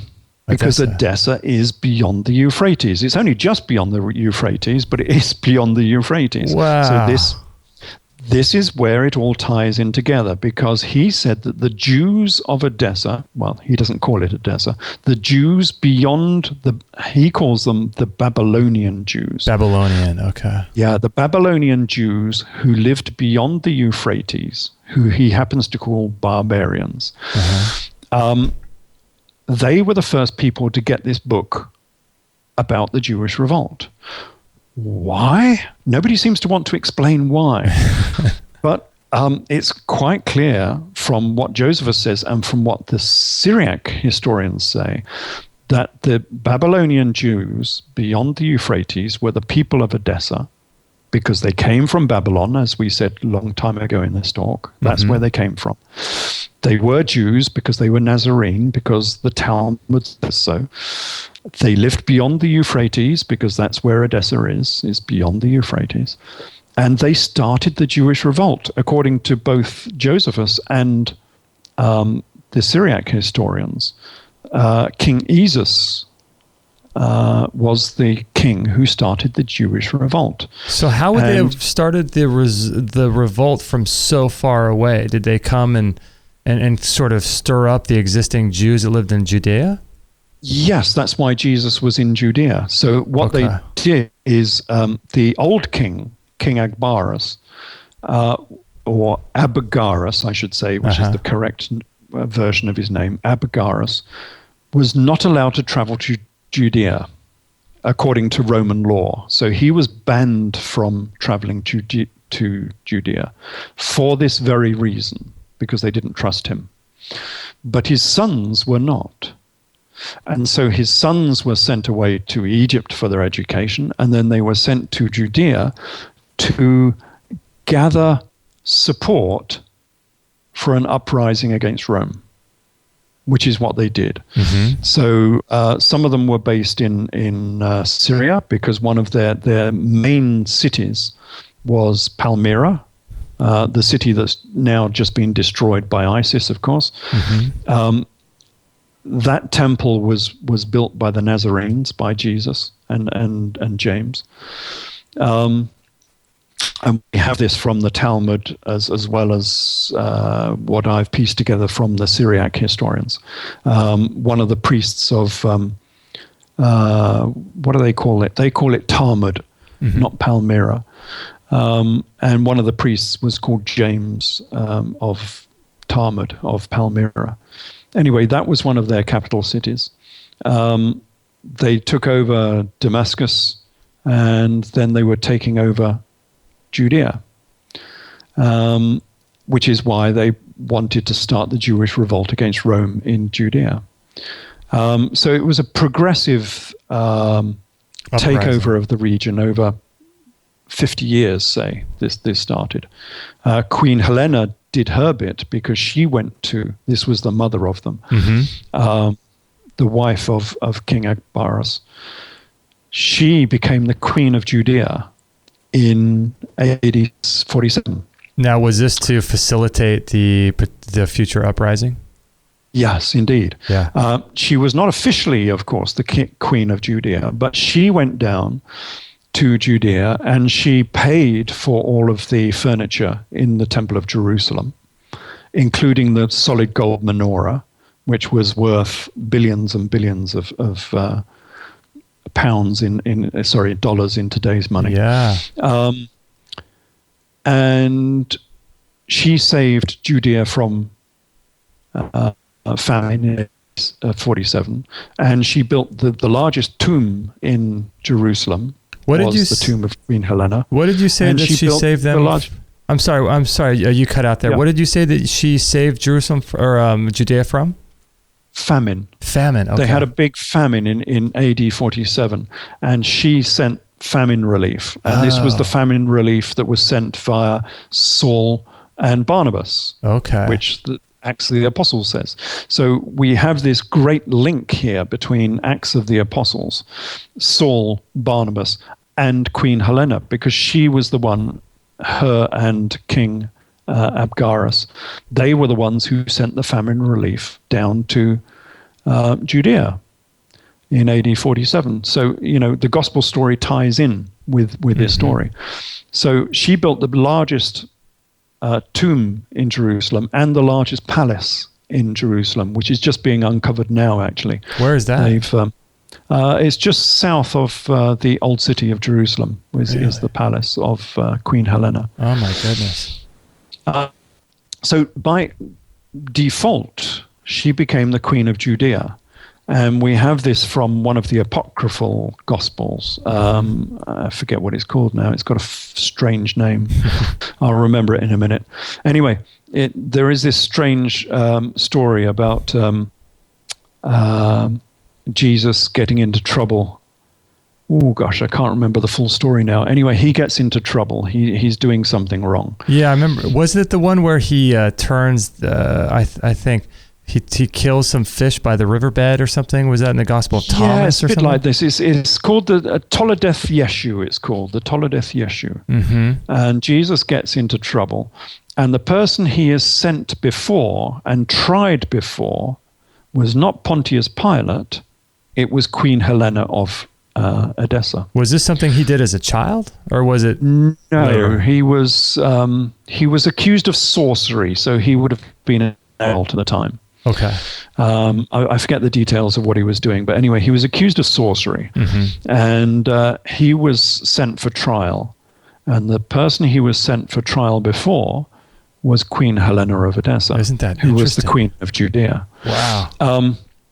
So, yeah, there are many reasons for thinking that Queen Helena had already become the de facto Queen of Judea, even in that early era. And therefore, her son would have obviously followed her into that position. Now, this was not official, of course, but nevertheless, everybody knew it because she was the richest person in Judea. So when Jesus was, or in this story, went before her, would this been like AD 48 or something like that? Around AD 48? Or Yes, this would have been in the AD 50s, probably. 50s, okay. Queen Helena survived for some time. Excuse me. King Akbarus is supposed to have died in about AD 50. AD 50. But she survived up through to the Jewish revolt in AD 70. AD 70. Now, what happened in AD 70? Was that, as we have been told, is that the complete destruction of Jerusalem and this whole destruction? Is that really true? What happened in AD 70? Oh yes, we know that from history and from archaeology. So the kings of Edessa lost that particular war. The siege of Jerusalem was lost. Jerusalem was destroyed. The temple was destroyed. And the three leaders of the Jewish revolt were crucified, as we know from Josephus Flavius. And the three leaders of the Jewish revolt included King Esus Manu. And this is why Jesus was called Jesus Emmanuel, because nobody's been able to explain why Jesus was called Emmanuel. Why did the prophecy say that he would be called Emmanuel when he was never ever called Emmanuel? The prophecy does not make sense. Unless, of course, you go to Edessa, where you find that the prince of Edessa was called King Esus Manu. So they have the same name, Jesus Emmanuel and Jesus Manu. So they say Emmanuel, don't they say that God is with us or something? Is that what that means? Yeah, but it excuse me, it sort of does. What they've done, this is Pesher again.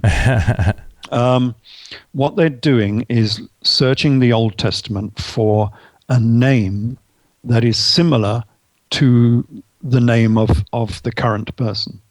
The name of the current person was Manu, King Manu of Edessa. So they search through the Old Testament, searching for a similar name that they can use as a pseudonym for this person. And the name they found was Emmanuel, which fits perfectly for many reasons. And they did with Mary as well when they called her a virgin. Her name fits with the mother the Edessan mother of King Manu, because they called her a virgin, didn't they? But they called her an Alma, which means virgin. But it's a very unusual term for a virgin. They don't normally call a virgin an Alma in the Aramaic. But the reason they chose that particular name and not the standard name for virgin is because the real name of the mother of King Manu was Shalmath. So in the center of that name, you've got Alma, Almath. And they've done exactly the same with her as well. They've used a Pesher name from the past, which was an Alma. And they've used it to denote that she was the mother of Jesus. It's all very clever and very witty. And it works because who today knows that Jesus was called Balaam or that he was called Manu? It's worked very well. So Joseph does much the same thing. He calls him Monobazus, the only king. And again, historians say, we don't know what Monobazus means. Well, come on. It's Greek. It's pretty obvious that this is Persian Greek, of course. It's not pure Greek. So there's a bit of an accent that goes with it. And they wanted to cover this up anyway. But mono means the only, of course. That's Greek. And bazus is basileus, which is the Greek for king. So Josephus Flavius has managed to call this guy the only king. And the only son. He's called the only son as well. And of course, if you go into the New Testament, Jesus is called the only king and the only son.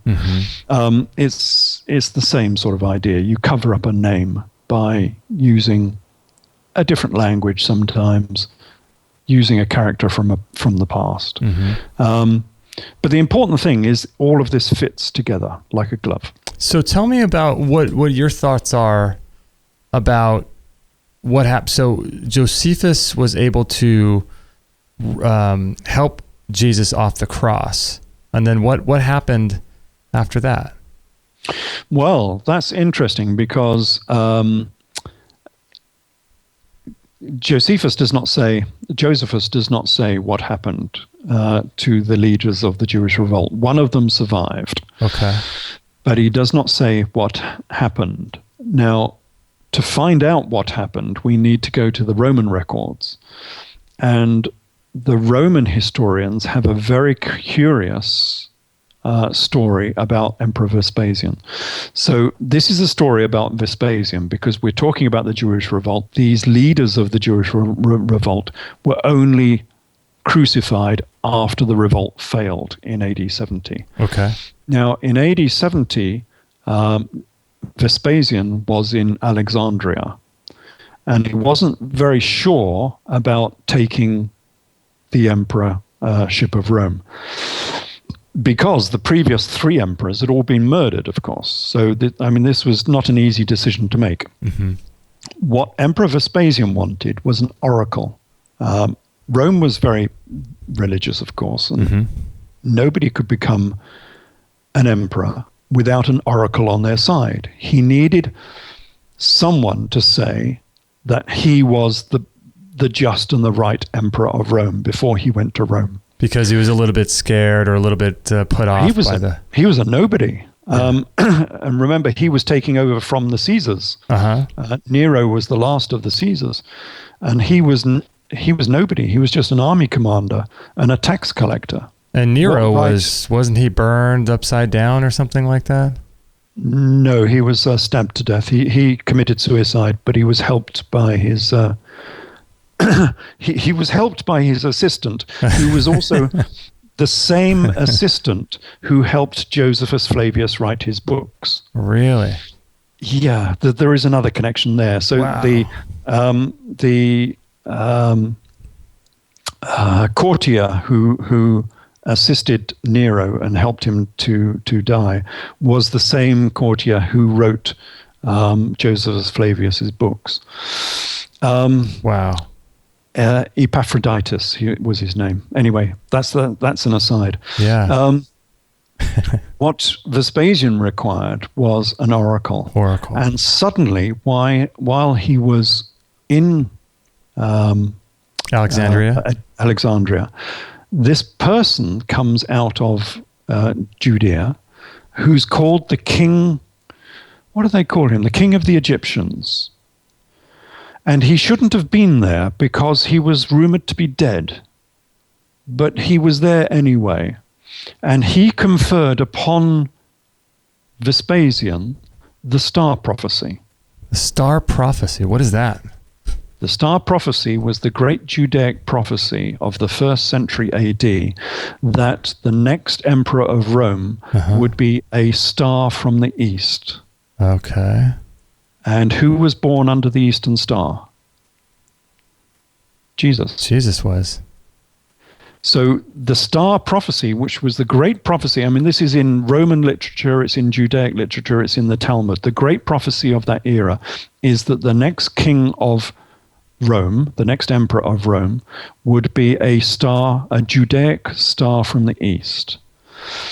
And it was Jesus who was born under the eastern star. He was the Judaic star. The star prophecy was made for Jesus. It prophesied that Jesus would become the next emperor of Rome. Okay. That's why this battle for the Jewish revolt was a battle for the emperorship of Rome. So now we have Vespasian. Oh, sorry. We have this. Sorry about that. We have Vespasian in Alexandria looking for an oracle, and then the oracle tells him about. Who is Jesus the person that delivers the oracle, or? Indeed, that's the only explanation we can have. So, wow, this person who should be dead and has come out of Judea, and he shouldn't be there, and confers the star prophecy upon Vespasian has to be the biblical Jesus. And we know this because this strange person had a dislocated shoulder and was limping. How do we know that? Because that's what the Romans say. Wow. This is what the Roman record actually says. Okay. So, and he was blind in one eye. Now, the crucifixion wounds would mean you would have a dislocated shoulder and you would be limping, of course. And Vespasian cures this person by using the same miracle techniques as Jesus does to cure this person. So he spits in his eye and rubs his eye, and suddenly his eye is made whole again. So which is exactly the same as Jesus did in one of his miracles. Why would Jesus' eye have been blind in one eye? That's just so that Emperor Vespasian can do the same miracle as Jesus did when Jesus does exactly the same in one of his miracles. If Jesus visits this Vespasian in Alexandria when Vespasian is trying to figure out if he should take over the leadership of Rome, so why would Vespasian heal Jesus if Jesus is coming in to say that I'm going to be the next leader of Rome? No, Jesus is not. Oh. This is an ultimatum for Jesus. Remember, Jesus is captured. He's a prisoner of Rome. Oh, he's been crucified. He's been brought back to health, but he's been taken to Vespasian because the star prophecy belonged to Jesus. Vespasian requires an oracle. The quid pro quo here is that if Jesus gives his blessing to Vespasian and gives the star prophecy to Vespasian, then Vespasian will be lenient with him and allow him to live. So that's exactly what happens. He's given this ultimatum, you give your blessing to Vespasian and we won't kill you and the rest of your family and the rest of your followers. My goodness. And so this is exactly what happens. And immediately after this event, Vespasian has his oracle and he goes to Rome to become the next emperor. So he goes to... Oh, sorry, go ahead. The question then becomes, what happens to the Jesus character? Yeah, that's what I was just going to ask you. So he is a prisoner of Rome, of course. He's not in good health. What does Rome do with him? Well, Rome says that he initially went to Rome. So he was sent as a prisoner to Rome, which was fairly standard, of course. Probably to be paraded through Rome like all of the other defeated leaders of the Roman Empire were. But there is a twist to this, because the first thing that Emperor Vespasian does is he builds a new fortress in Britain. In Britain? In Chester. Because Britain had been a Roman province since AD 43, so it was now Roman. Yeah. And this fortress that they built was very, very strange. So it was built by Vespasian, started in about AD 74, and it was built in a very unlikely position, hiding away on the west coast of Britain. It was the largest fortress in the Roman Empire, and it held a separate compartment within it that had its own accommodation block, its own bathhouse, and its own temple. Now, fortresses didn't have two bathhouses, a separate bathhouse, and they didn't have temples. You didn't build temples within a fortress. And this was a very strange temple, because it was a temple of the zodiac, exactly the same as we see back in Galilee with the zodiac at Hamat Terbera. So what this was, quite obviously, is this new fortress, which was not in a very strategic position, was in fact a very large Guantanamo Bay. It was a prison fortress. It had no other rationale apart from being a prison fortress. And this separate area in the center was for the prisoners. So they had their own accommodation block. It would have held about 120 people.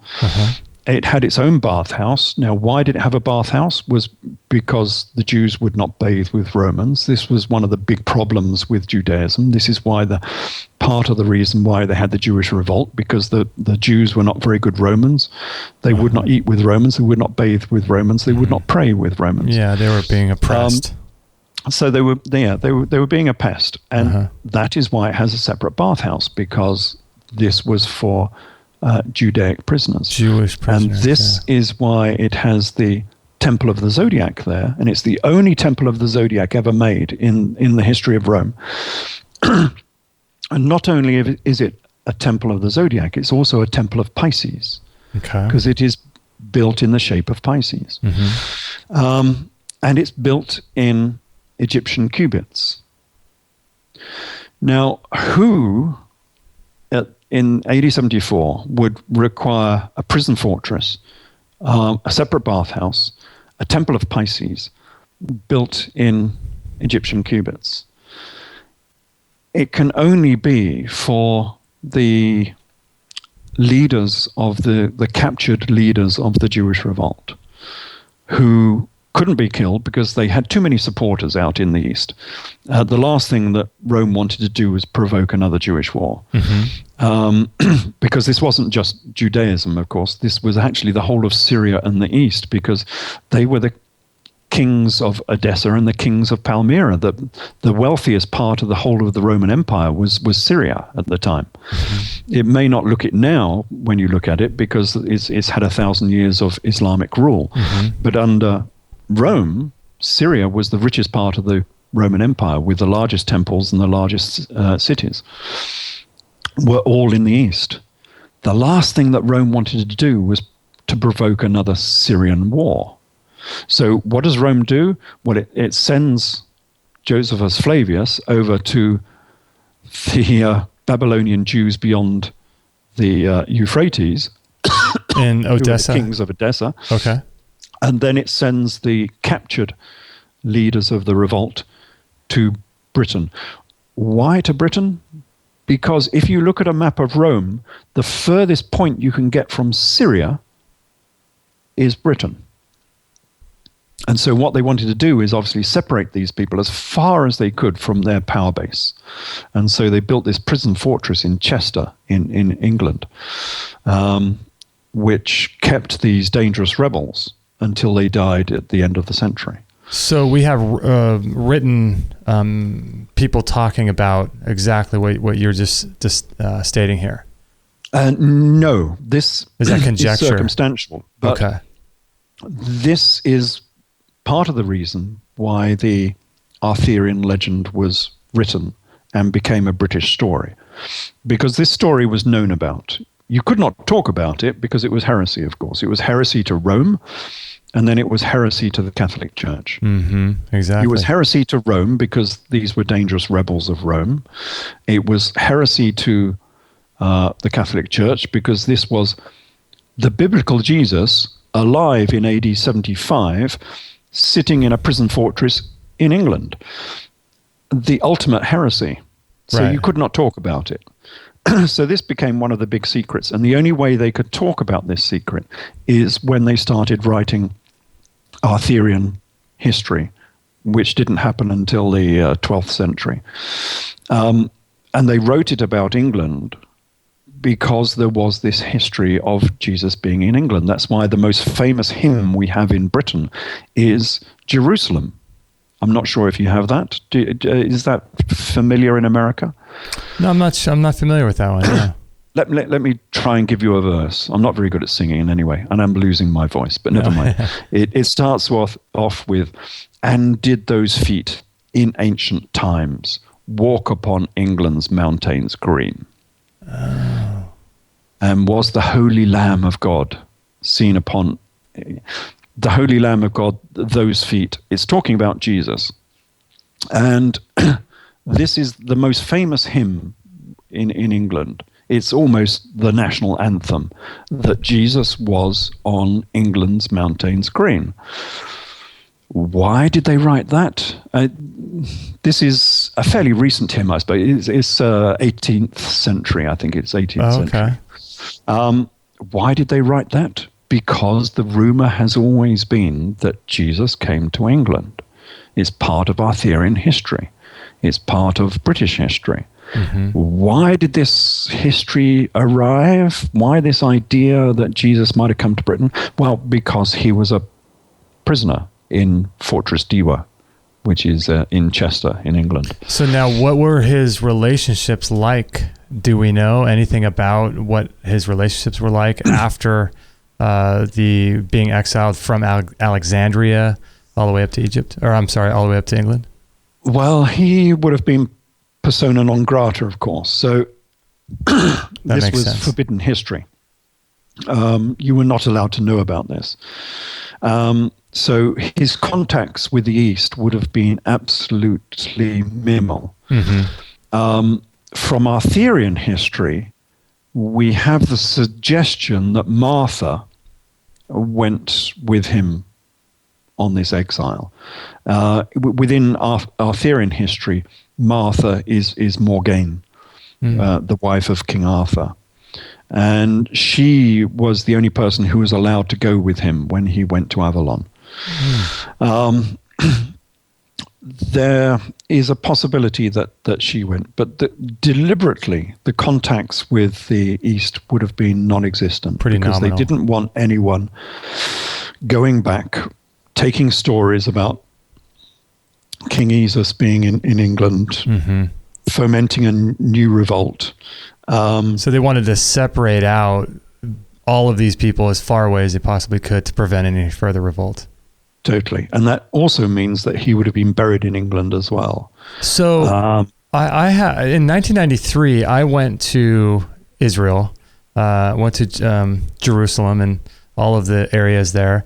And there was a time where we went to what they were telling us was the burial tomb of Jesus. Yes. What was that? Yeah, but that's that was Constantine trying to promote Christianity. That's the one they're trying to repair now. In fact, that's I forget what they call it now, Temple of the Nativity. Anyway, it's the big cathedral that's in Jerusalem. And that could not be the tomb of Jesus because that was inside the city walls. You are not, under Judaism, you're not allowed to bury people within the city walls. So there is no way in the world that cathedral can be the burial place of Jesus. Simply not possible under Judaic law. All of the burials have to be outside the city walls, which is why if you look at the Mount of Olives, it's covered with graves everywhere because that is outside the city walls. That is where you can bury people. So this that cathedral in the center of Jerusalem is not the burial site of Jesus. It's not possible. And that was just this story about the mother of Constantine going to Jerusalem. And that is another cover story, one of many, many cover stories, because what they've done here is they've deleted Queen Helena, exactly the same as they've deleted King Abaris. How? Well, they couldn't delete her because she was so famous. She was the Queen of Judea. She was this woman, as I said, who has the largest palace in Jerusalem and the largest tomb in Jerusalem. They couldn't simply delete her. So what to do? Okay, so what they did was they said that Constantine had a mother called Helena, and she went on this grand tour of Judea, exactly the same as the first Queen Helena did. And she found all of these places where Jesus had been to, exactly the same as the first Queen Helena did. And then everything that this was done by Queen Helena, they could say, oh yeah, that was mother of Constantine, wasn't it? And in that process, of course, the real Queen Helena, the first century Queen Helena, gets deleted from history. It's clever, isn't it? Yeah, and it very works, clever. because who knows of Queen Helena now? Where is the statue of Queen Helena in Jerusalem? It's not going to find it. Yeah. Why not? She saved Jerusalem from famine. Why doesn't she have a statue? It's not there. In fact, even more than not there, I've been to Israel several times as well. And as you know, when you're coming through Tel Aviv, you get a personal interview. It's very, very thorough, the security there. And of course, mine was doubly secure because I had very thorough because I had 3 visas to Syria. I had 2 for Jordan, 2 for Tunisia, and 1 for the Lebanon. You got red flags everywhere. I got red flags everywhere. So this guy says in my personal interview, why are you coming to Israel? And I said, I'm researching the history of Queen Helena from the 1st century. And he said, there's no such person. I said, yes, she was the Queen of Judea in AD 47. Well, there's no such person. You're making this up. Why are you here? I said, look, I'm researching this. She was the queen. Look, let's just go on the internet, shall we?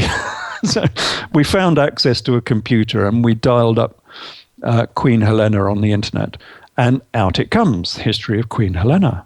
Why was he so convinced that there wasn't? That's so bizarre. Well, because it's not a part of their history. I mean, this is a guy, I mean, he's a normal security guy, but obviously brought up in Israel. He's an Israeli Jew, been through the Israeli education system, and he knows nothing about Queen Helena of Judea. She has been deleted from history, so that even the Jews don't know who she was, even though she's very famous and she's in the Talmud. So you can find access to her, to information about her through the Talmud and through these other writings. Well, the reason they don't want to know about her is the same reason that Christianity doesn't want to know about her. She was the mother of King Esus Manu of Edessa. And the Jews don't want to know about her because it was her son who destroyed Jerusalem. So he's not very popular, even within the Talmud. I mean, they make all these terrible accusations against him. And then later on, when Christianity became powerful, neither the Jews nor the Christians wanted to know about her or him because she was the mother of the biblical Jesus. Now, the Christians couldn't mention that because that would give the game away as to who the real Jesus was. And the Jews couldn't mention it either because the Christians were all powerful, and the last thing the Jews wanted to do was upset the Christians and end up with more persecution. So they kept quiet, the Romans kept quiet, the Christians kept quiet, and this family just disappeared from history, which is why we don't know anything about them. What's fascinating to me is how Christianity has spread, and whether you call Catholicism a part of it all, but it's fascinating to me that it became what it became in terms of its reach, its global reach. I mean, if you think about, I think it's around 50% is Christian around the world, and then the other 50% Muslim or something like that. But it's amazing how that it's spread, even though all of this information is out there, but like you said, it's been hidden. But did it spread? Why did it spread the way it did to you will have to ask a sociologist about that, I think, because I always find this fascinating that you will go to the Philippines, for instance, and you will find a Filipino who's a native Filipino, and he's believing in Jesus because he's a Jew from Judea. Bizarre, right? What does that have to do with the Philippines? I know, right? I mean, how much further away can you get? Yeah, and why suddenly do they adopt Judaism or pseudo-Judaism, simple Judaism as I call it? Yeah, why suddenly do they believe in this Jewish prince from Edessa? What's it got to do with the Philippines? What's it got to do with China, with the Chinese Christians, and India, with the India? Frankly, I don't really understand that part of this process. You will have to get a very good sociologist. In fact, if you want a very good sociologist and philosopher, I suppose you might call it, I would suggest Michael Tsarian. He's very good on this. Oh, okay. Yeah, I know about him. Your ears will be burning after you get Michael Tsarian. He can talk 10 times faster than I do. So it's just fascinating to me how the existing, I mean, I have to think that there's got to be some correlation between governments around the world, law, legal contracts, religion, and some interconnectedness there. My favorite explanation is bandwagons. I have the same for many of the things that have been created over the years, including, I'm not sure what your take on global warming is, but even global warming is a bandwagon. What happens with bandwagons is someone sets up a bandwagon, and it has a philosophy, something that it believes in, whatever it is. Even, say, Nazism during the Second World War or before the Second World War was merely a bandwagon. So someone sets up the bandwagon, and the bandwagon has a particular thing that it wants to promote. And you're free to jump on or not to jump on, depending on whether you like that bandwagon or not. If it suits your point of view, your historical point of view, your cultural point of view, your financial, whatever it happens to be, if that bandwagon agrees with your worldview, you are free to jump on it. And throughout history, there have been one or two very, very popular bandwagons that people jump upon, and Christianity happens to be one of those bandwagons.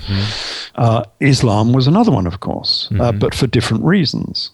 So Christianity has its worldview that it sets out, and it's quite obviously it became a sort of champion of the poor.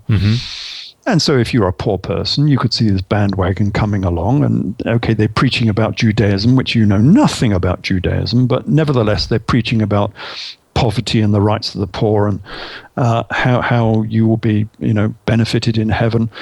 Yeah, well, that's a reasonable bandwagon. I can jump on that, and people do. And suddenly, this bandwagon gathers momentum. It gathers followers. It gathers finance, political influence, and suddenly this bandwagon becomes a self-perpetuating organization. Islam did exactly the same, but from a very different point of view from Christianity. Islam was set up as a marshal. I'm not sure if you know, but Muhammad was a warlord in Saudi Arabia who was raiding the camel caravans, which is why one of the chapters in the Quran is called the spoils of war. And it details all of the split in the spoils once you defeat an enemy or a caravan train, because he was living off the caravan trains and plundering those. So people were joining the Islamic bandwagon for financial gain and for power, because if you joined in one of his battles, he was a great warrior, you would get the spoils of war, as it says in chapter 8, I think it is. Anyway, whichever chapter it is. So people jumped on that bandwagon for financial gain and for gain in power over people. And there have been many other such bandwagons through history. And Christianity, I think, was one of those bandwagons. And it just appealed to a lot of people. But once you get past a certain stage, then it becomes a self-perpetuating organization. So it ends up with a priesthood. The priesthood produce the creed, which you all have to believe in, and you all have to repeat every week or every day when you see them in church, and all repeating the Nicene Creed. And so it becomes, they know it by rote, and it becomes a part of their life, because their life revolves around saying these particular verses and words. And you end up with a society that controls the people essentially for power and money, I suppose. Once it gets to that stage, it's no longer a bandwagon. It becomes a self-perpetuating organization, I suppose, for power and for money. Yeah, it's absolutely fascinating how it's so prevalent in today's world, and people, especially with Catholicism, feeling like that is their avenue to connect with God. Through this institution called Catholicism. I think it's just amazing to me how powerful the Catholic Church is, and it just never ceases to blow my mind. Yeah, less powerful now, of course, because the bandwagon that they are selling to the people is the same bandwagon they were selling back in the 4th and 5th centuries. It's never changed, and that's one of the problems with religions, is they cannot change the core tenets of the bandwagon. And of course, that bandwagon is now out of touch with modern society. And therefore, less and less people are jumping on that particular bandwagon, because it's not a part of the modern world. The product it's trying to sell does not gel with modern society. And so that bandwagon is now running out of members because of that. And it will fail, no doubt, at some point in the future, because it'll run out of members. Yeah, I was just watching a video recently of a couple different pastors of churches here, and I'm not sure if you heard about what was going on in Orlando with some shootings and things like that. But yes. Here it was, front page news, and the pastors were saying basically that, I'm sure you've seen this, that basically their sentiment was, it's a shame that more people didn't die, more gay people didn't die. And, it was really just an incredible response, because they were basically talking about the Sodom and Gomorrah and all of this stuff. Yes. And like you're saying, this whole idea of religion and being applicable to modern times is becoming more and more distant with modern culture. Yeah. And same, we don't get that in Britain or in Europe, because we don't get the rabid Christianity that you do get in America. So we would not have any of that sort of talk over here in Europe. Our church, our C of E church, Church of England, the Protestant church, got rid of that, 500 years ago with the Reformation and the Age of the Enlightenment. That doesn't seem to have crept across to America yet, so that's a bit of a problem. Yeah. But Islam has the same problem, because the whole reason that these events happen is because that's what the Quran commands. So again, the Quran bandwagon, the Islamic bandwagon, is fossilized in the 8th, 7th century, and cannot move on from that, because it has a creed, and they can't change the creed. And the creed says that after the sacred months are over, kill the Kufr unbelievers wherever you find them. Pour boiling water over their heads to melt their skin and lash their bodies with rods of hooked iron. Kill them until they pay the jizya tax with willing submission. So all of these commandments to do these events, do these terrorism events throughout the world, are actually directly from the Quran. Nobody will seem to admit that nowadays, especially in the media and especially from your presidency. But everything that is happening comes directly from the Quran.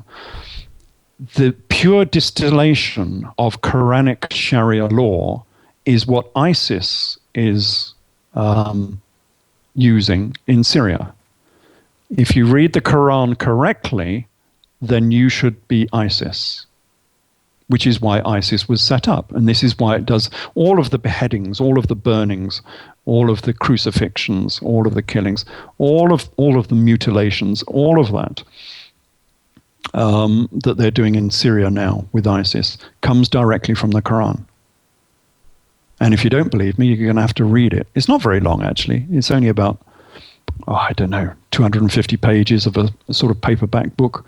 Really? Yes. It's not a big book, and it's not a book with any. I would advise, actually, read chapter 9 if your listeners are out there and they're wondering about why all this is happening. Read chapter 9. It'll only take you 20 minutes, and you'll see exactly what the basis of Islam is. It was a warrior creed. It was set up during a war against the Jews. Muhammad himself personally oversaw the beheading of 800 Jews from Medina, which is why we have the beheadings now, because that's what Muhammad did. And it reflects that war he was having with the Jews and Christians who used to populate the whole of Iraq and the whole of Saudi Arabia and the whole of Iran. It was all Jewish and Christian, of course, with a few of the Persian, I forget what they're called now. It escapes me for a reason, but the Persian religion as well. He was having a war with these other groups, and that is reflected within the Quran. That's what all the Quran is all about. So it's a warrior creed. It's not a book of peace whatsoever. It is a manual for how to conduct warfare and how to goad your followers into pursuing that war against the other people. Man, this is just so fascinating. All of this stuff is just so, because it's other than what we've been told. It's other than what. Oh, completely. You don't find this stuff anywhere. This is one.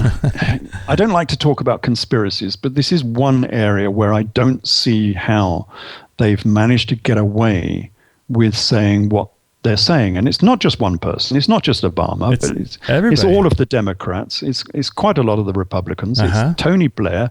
It's David Cameron. It's most of the media establishment, whether it's CNN or the BBC or whatever it is.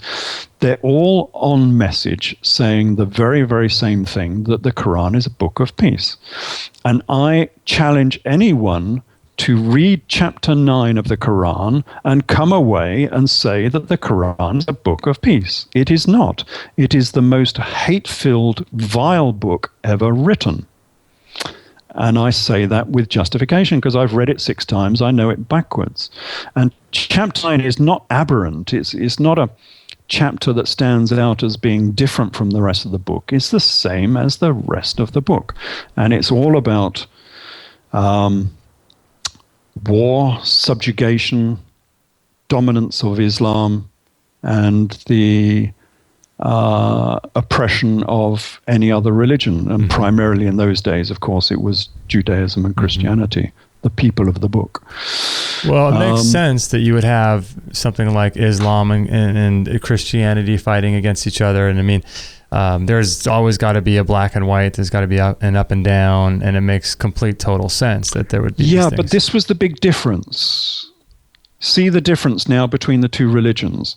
Christianity was set up by the Romans via Saul Josephus, and it was deliberately set up as a sort of peaceful version of the Jewish revolt, because the Romans wanted it as propaganda to stop any further revolts in the east of the empire. Right. And so it preached peace because it had to preach peace, because it wanted to end the Jewish revolt and any further Jewish revolts, which is why, although there are little warlike bits, here and there within the New Testament, by and large, it's a book of peace because Rome demanded a book of peace.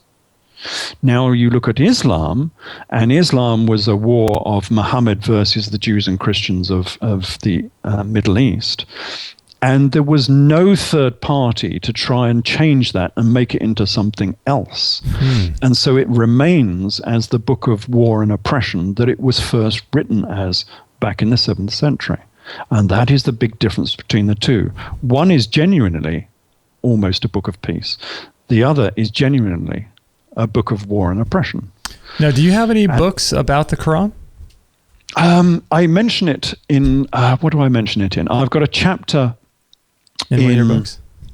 Jesus, King of Edessa, where I talk, because Edessa ended up behind the Islamic Iron Curtain. Oh, okay. I have a chapter about Edessa being within the sphere of influence of Islam, which is interesting. That's the last chapter in Jesus, King of Edessa.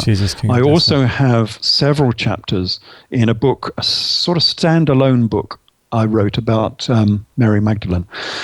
So I wrote Mary Magdalene, Princess of Orange, which is an interesting story anyway. It's about Mary Magdalene being in France. So while everyone else was exiled to Chester in England, the women went to France, and they ended up in Provence, in southern France. Yeah, I've seen it. Gosh, I watched a documentary about this, and don't they say that there's lore and history about her remains being in one of these castles up on top of a mountain, kind of a thing? Yeah, that's probably Rennes-le-Château. I don't go into the Rennes-le-Château mystery too much, because I found another interesting arm to that particular story, which was the city of Orange, which is in the south of France, became the city of the princes of Orange. And of course, Mary Magdalene was known as the Orange. It was one of her names. She was known as the Gold and the Orange. That's why if you look at any of her Renaissance paintings, she's always in gold, and green is her national colors, as it were. Whereas Mary the Virgin is always in blue and white. She's always in gold and green. And there was this connection between the princes of Orange and the Reformation, because the princes of Orange in France became the princes of Orange who are now the kings of Holland, the Netherlands. They ended up being exiled to Holland, and they are now currently the kings of Holland. But they came from France. And there is a strong link between these princes of Orange and Mary Magdalene. And these princes of Orange happen to be very, very pivotal within modern history, because it was the princes of Orange who kicked the Muslims out of France, because all of Spain and most of France became Muslim. This is back in the 8th century. And it was the princes of Orange, when they were in France, who kicked them out of France, along with Charles Martel. But then when they went to Holland, they were the pivotal family involved in the Reformation. So they were the pivotal family who fought against and prevented Catholicism in Northern Europe. So all of what we have today in the Protestant world, because the Protestant Reformation was just not a religious dispute. It was also a socio-economic dispute as well, because once the Reformation had been won, then science was allowed to blossom, and we had the Royal Society, and we had the Industrial Revolution was directly caused by the Reformation process. It would not have happened under Catholic control. So the Princes of Orange gave us the Industrial Revolution. So they are pivotal in everything that we have in the modern world, whether it's our modern technology, our modern freedom, our modern society, was all due to the Princes of Orange. And yet I've linked these Princes of Orange back because they became the Kings of England as well. I don't know if you know that. Wow, no, I didn't know that. Well, one of the Princes of Orange became the King of England, William III of England. And it was he who defeated the French in Ireland at the Battle of the Boyne and allowed the Protestant religion to control the whole of Northern Europe. Wow. So, yeah, it's all linked up with modern culture and modern religion.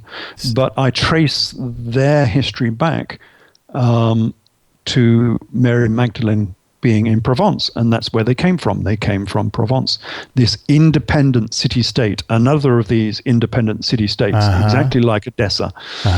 Orange was an independent city-state in the south of France for like 1,000 years before it was destroyed by Louis XIV. Oh, wow. And so we have the same history.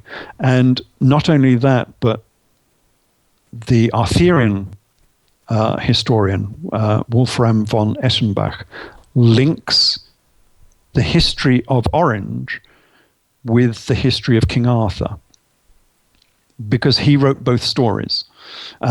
We don't have time for it now. We might have to do another talk at some point. But my Grail Cipher book, my latest book, says that Arthurian history was based on gospel history. So King Arthur was King Jesus. It was just another story telling the true warrior history of Jesus, not the peaceful. The fairy dust, the story with icing sugar on it. Right. This was the real history of the warrior King Jesus before the history was changed. And they couldn't tell that story because it was utterly heretical. This was in the 12th century. As they always are, right? They're always heretical. In the Middle Ages, talking about, Jesus being a warrior. Yeah. So what they did is they changed his name. They called him King Arthur instead. And they told his story that way. Wow. Now, one of the famous Arthurian authors was Wolfram von Eschenbach. He was a German. And this was the German Arthur. Because the Arthurian story is not British. All of the texts are French, German, Italian, Spanish, Dutch, Scandinavian.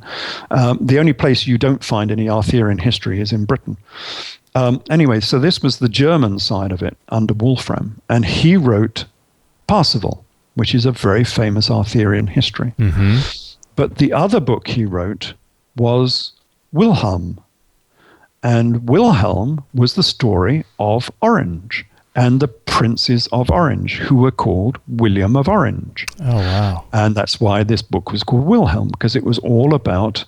So he links the two. He links the Jesus Arthur character, and he's also linking that in with William of Orange, who became eventually, many generations further down, the Princes of Orange in Holland.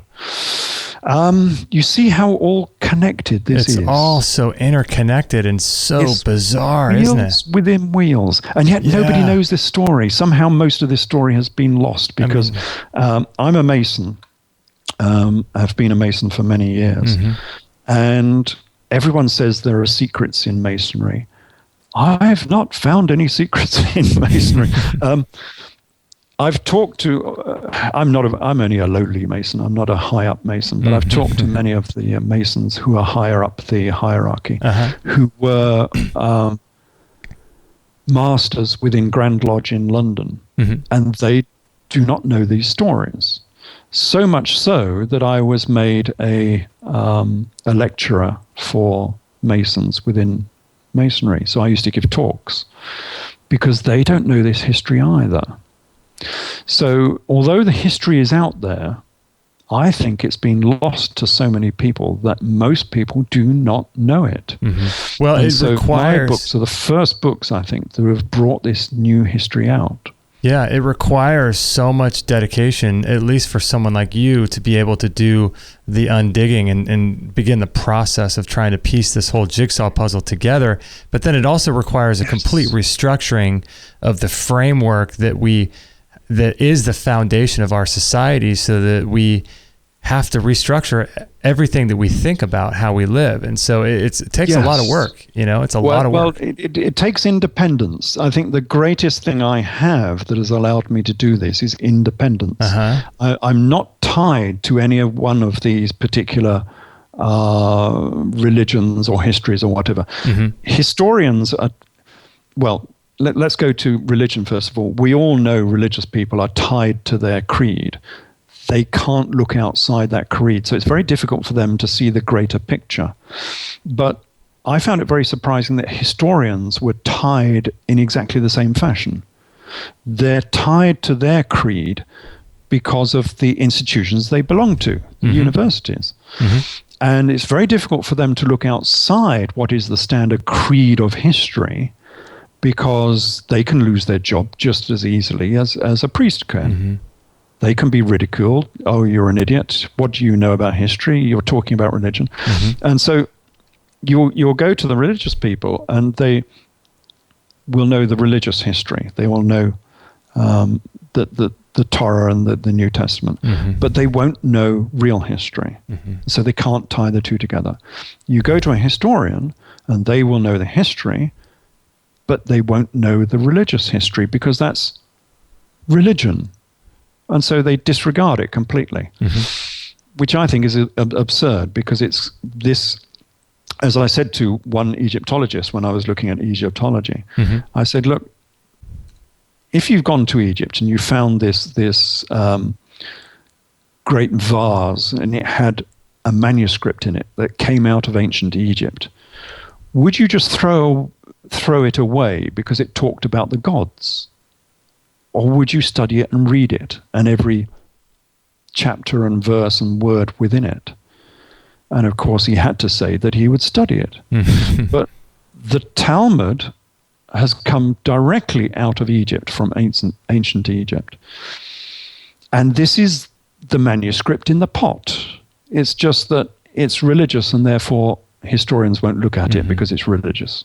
Yeah, but it's Egyptian history. You have to study it, and you have to interpret it, because it's been manipulated a little bit. It's been changed a wee bit. Some of the names have been changed, some of the locations have been changed. But if you understand what it's talking about, then it is pure Egyptian history. And same with the New Testament. If you know what it's talking about, if you can set it back into the right era. And the main thing there is obviously changing the AD 30 into AD 70. Once you've set it back into the right era, suddenly it makes sense. And that's why I think what I've done here is the true history, because it makes sense. If you read the New Testament, you'll think, hold on, none of that really makes sense. Why are people worshipping a carpenter? How did a carpenter become so famous? Why was there a revolt in AD 30 when there was no revolt in AD 30? Who are all these characters? Because none of these characters can be found in the historical record. It's like the New Testament was written on Mars, not in Judea. So none of it makes sense. But if you put it back into its real position in the AD 70s, if you put these characters back into real history as the kings and princes of Edessa, suddenly the entire New Testament makes sense. I can explain every event within the New Testament. So the New Testament is all pretty much real documented history, as long as you know what it's talking about. And what year it took place in. That becomes a dichotomy for religious people, because I can explain everything that happened in the New Testament. I know what was happening, who was doing it, and what the events were that created it.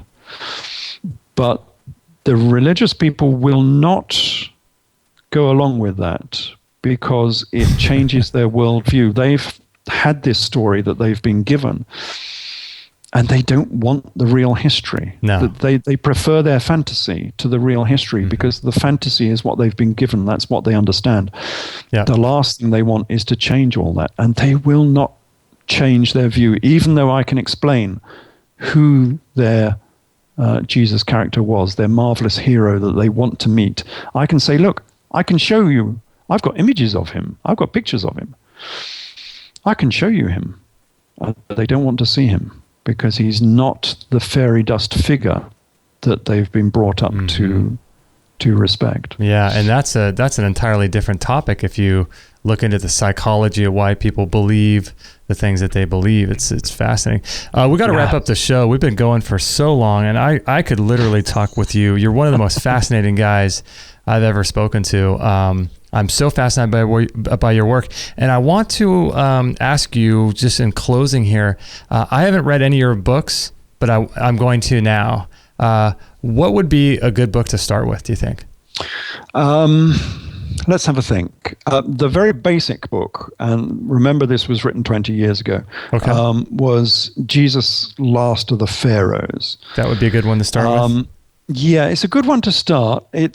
Nothing has been changed in the last 20 years of it. The writing style is from 20 years ago, so it's probably not the best written. But it's a very good grounding in what goes on. But if you're interested in the New Testament stuff, it's probably as well to jump quite rapidly into Cleopatra to Christ.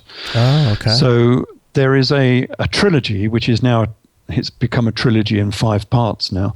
But anyway, originally there was a nice trilogy, which was Cleopatra to Christ, King Jesus, and then Jesus, King of Edessa. So the first one set out the family, who they were. The second one set out who Saul was, which is important, that he was Josephus, and then set out who Jesus was in terms of what was written by Josephus Flavius. So that is as far as I went in that book, because that's all I understood.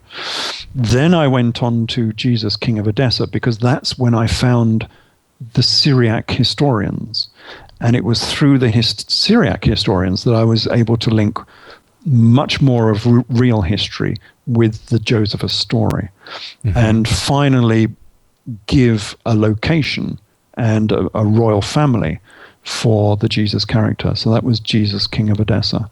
And then that was followed on later by the Grail cipher, because that is, as we were discussing before, becomes a part of New Testament history.